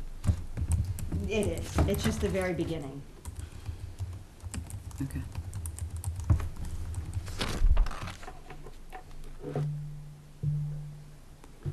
So this is the Foundation Budget Review Commission that was created a few years ago and had hearings and did a lot of Yeah. fact-finding and Yeah. came up with a set of recommendations, and then the legislature just sort of said, well, that's nice, we should do this someday, and then there's been a more active effort to get legislation passed to actually implement these recommendations, and that's how this, why this came about, to, add momentum to actually making the changes so that districts get more funding, Can I ask where the, so a lot of this is very qualitative, but under special education, that first bullet, there is a, if I'm reading this right, it is a recommendation of the Foundation Budget Review Commission to change the assumed in-district special ed cost, which is based on a percentage from 15 to an assumed 16. As opposed to 60. It's a small, yeah. Yeah, but it's very specific, like where, Yeah. Well, can I put Judy on the spot and ask you about those numbers? Because sometimes that bubbles up. So. Did you hear the question? Yes, The I did. percentage I heard of- yes. I think that everyone recognizes that if the state average is higher than 15, it probably makes sense for them to assume closer to the state average. But I don't really know how much difference it really makes for us in terms of tangibles. John, I don't know if you've heard anything from MASBO that might give you more. So what MASBO's talked a lot about is, let's see what happens when they really start talking about it, because they're not gonna just add 3 billion, foundation Right. budget could go up as much as $3 billion. They're not gonna add $3 billion into the budget. So minimum contribution is also gonna come up at some level and offset those. So they haven't started talking about that side of it yet, and that's really what MASBO's waiting for. And the idea was get the revenue side of it right, and then the offset side of it we'll Right. figure out. Right, because I think that the issue with funding is that many, many districts are getting more funding with declining enrollment than they really deserve, if we were to be strictly fair. And many districts where the state sees much more capacity to pay could get less, like Winchester. Although we have increasing enrollment, and that kind of puts us in a different category. So I applaud Michelle bringing this forward to say, look, there are some recommendations that make a lot of sense that a lot of smart people spend a lot of time talking about. But I think the difference between, small incremental changes like 15 to 16%, or really it's how much I'd really just like to see them to fund things that they don't currently fund, like special education transportation and some other big hits. And it strikes me as funny, because under low income, it says it doesn't spell out numbers or calculations, but there's such a very specific change, in other elements of this. Some districts have taken a really big hit with the different way we categorize kids as poor now, and into the millions of dollars and less in revenue. And so it's been a tremendous impact on districts that can least afford it. So it's so I don't think there's any harm in voting to support this. One of the other things I really liked about the recommendations is that they're also going to acknowledge inclusion as a pedagogical method for special education. And not penalize districts for working to, like, as we have, to Right. decrease the number of out-of-district students. Right. I think the fear with out-of-district transportation is that more people would go in that route if that were reimbursed, but in my experience, the cost to transport is almost equal to the cost of the tuition in some cases, and it's been such a blow to the budget. So. So, would we be comfortable supporting this? I just see it as moving this idea forward so that there would be more state funding. I think anything that moves state funding forward for education, being that we underfunded about $1 to $2 billion a year. Right. Is a positive move. Even if all of these don't benefit Winchester, some of them may. Michelle, do you want to make a motion to? Sure. I make a motion that we accept the resolution as stated, that the Winchester School Committee will support the recommendations of the Foundation Budget Review Commission. Foundation Budget Review Commission as summarized by the Massachusetts Association of School Committees. Second? All those in favor? Aye. Aye. Aye. Then we have a trip approval. I just want to thank Michelle for staying close to some of the legislative Yeah. issues. I think that's a real benefit to the district. Thank you. Appreciate it very much. And the letters are here for us to sign. Don't leave without signing. We were prepared. So the trip approval, Trip on approval. page 71. So, I'm sorry, Yep. I have to ask a question. So the draft letter goes to Senator Lewis, but would that also go to Senator Senator Jalen? Jalen. Right. We have one for each senator, You do. but we only put a copy. Oh, okay, sorry. It's the Sorry same if you said that. Same Yeah. Okay. text, just different addressee. Okay. This is the annual Spanish exchange trip. Expecting 34 students to go in 2018. So just coming to you for your annual approval. And this is partly because if they get started now, they can get a discount and they can figure out Right, the logistics. Yeah. And this is different than a European trip over summer break or February break because It's a longer period, it's a homestay, It sounds like a week of traveling and then some homestay after that. That was my 3 weeks question. altogether, something like that. Do they also attend school while they're there? I don't know if they go with their homestay students or not. I'm not close enough to this trip because, and frankly, I didn't ask many questions because it's been a long-standing trip. So I can go, you don't have to vote on it tonight. I can check with the teacher and get more information for you. And I think this is available to students in Spanish 3 and 4, right? I think it's the upper level Spanish It's upper level classes. Spanish Yeah. for them, yeah.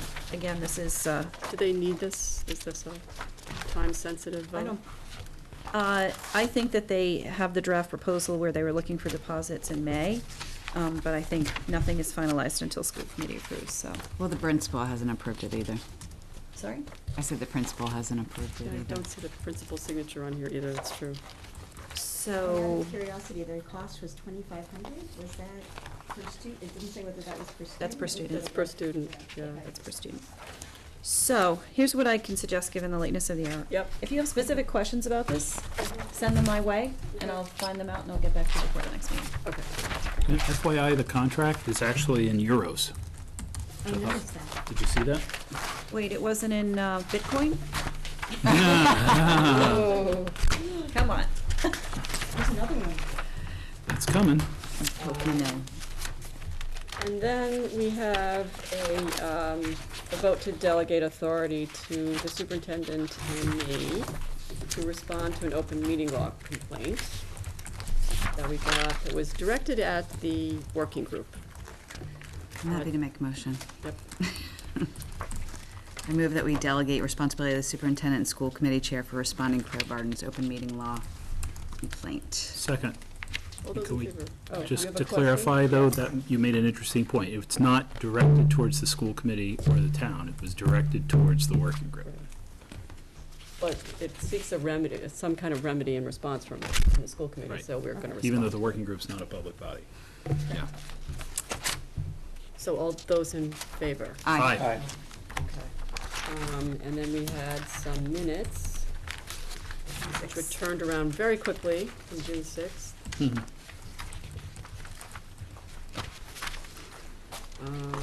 Anybody have any comments, changes? I'm happy to make a motion that we approve school committee minutes of June 6, 2017 as presented. Second? All those in favor? Aye. Aye. I have no report. Does the superintendent have a report? My 30-second report. I want to thank at PISC, Mai Harrison in particular is now chairing PISC, and hosted a meeting last night. She did a survey. PISC is thriving, and I think under her leadership will continue to do so, so that's great. I want to congratulate all 8th graders for making it through middle school. They will graduate, move on Friday night. They get through exams. In a delightful and enriching ceremony full of emotion and angst, as middle schoolers are full of. And finally, I just want to thank the teachers, the principals, the support staff, the custodians, the food service workers, the admin assistants, everyone for helping to support an incredible school year for all of our students. It's been an amazing year and with lots of accomplishments, and as you heard from the enthusiastic principals tonight, we have a great team. The central office team is amazing, and we'll feel deeply the loss of John and Sean, and looking forward to working with Ellen and our new HR person when that person is hired. But I just want to thank you all for your support. This is an incredibly hardworking school committee, dedicated. Cindy's work on strategic visioning, Chris's work, especially on master plan, and Susan's leadership this year have been incredible. assets to this community, and so I just want to thank everybody. Very well said. Yes? Can we say a couple of words of thanks? Yeah, to John. He doesn't want you to. I know we're not allowed to put any We won't make spotlight a on fuss. you, but it's 10:20, no one's watching anymore anyway. It's her kind of, it's okay. So thank you. When I came on the board and when you arrived, people had very little trust, I think, in the schools and the budgeting process. And I think your personality and your leadership and your temperament really allowed the school committee to be successful in raising additional funds, in developing partnerships with key stakeholders in town, and you should really be commended. I think you played a huge role in every success that we've had with raising funds for this community. And if there's nothing else that we do, that's the most important thing. So, thank you. Many thanks. And I know you don't like the spotlight, but it makes such a huge difference as a school committee member to know that I can pick up the phone and call you and trust that you'll be candid and honest as well as transparent and credible with your responses. So I'm grateful, John. I'll really miss having you other side of the table. He's only going to Arlington, so we'll reel him in if he. We were gonna try to rig up having balloons falling from the ceiling, John. There's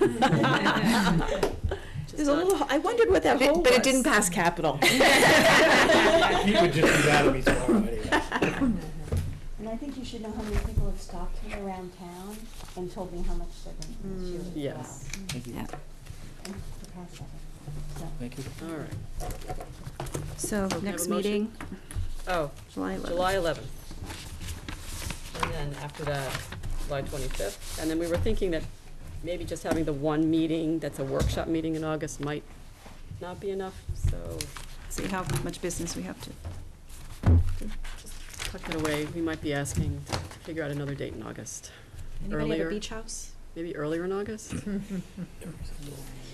know, not a lot of enthusiasm for that at 10:20 PM, but just wanted to float that out there. That took me a minute. Open meeting law? I'm busy crying that you're leaving. So, can I have a motion to adjourn? Would you like a motion to adjourn? I really would, yes. So moved. And a second? Tyler would like a motion to adjourn. All those in favor? Aye. Yes, please sign. Night, Winchester.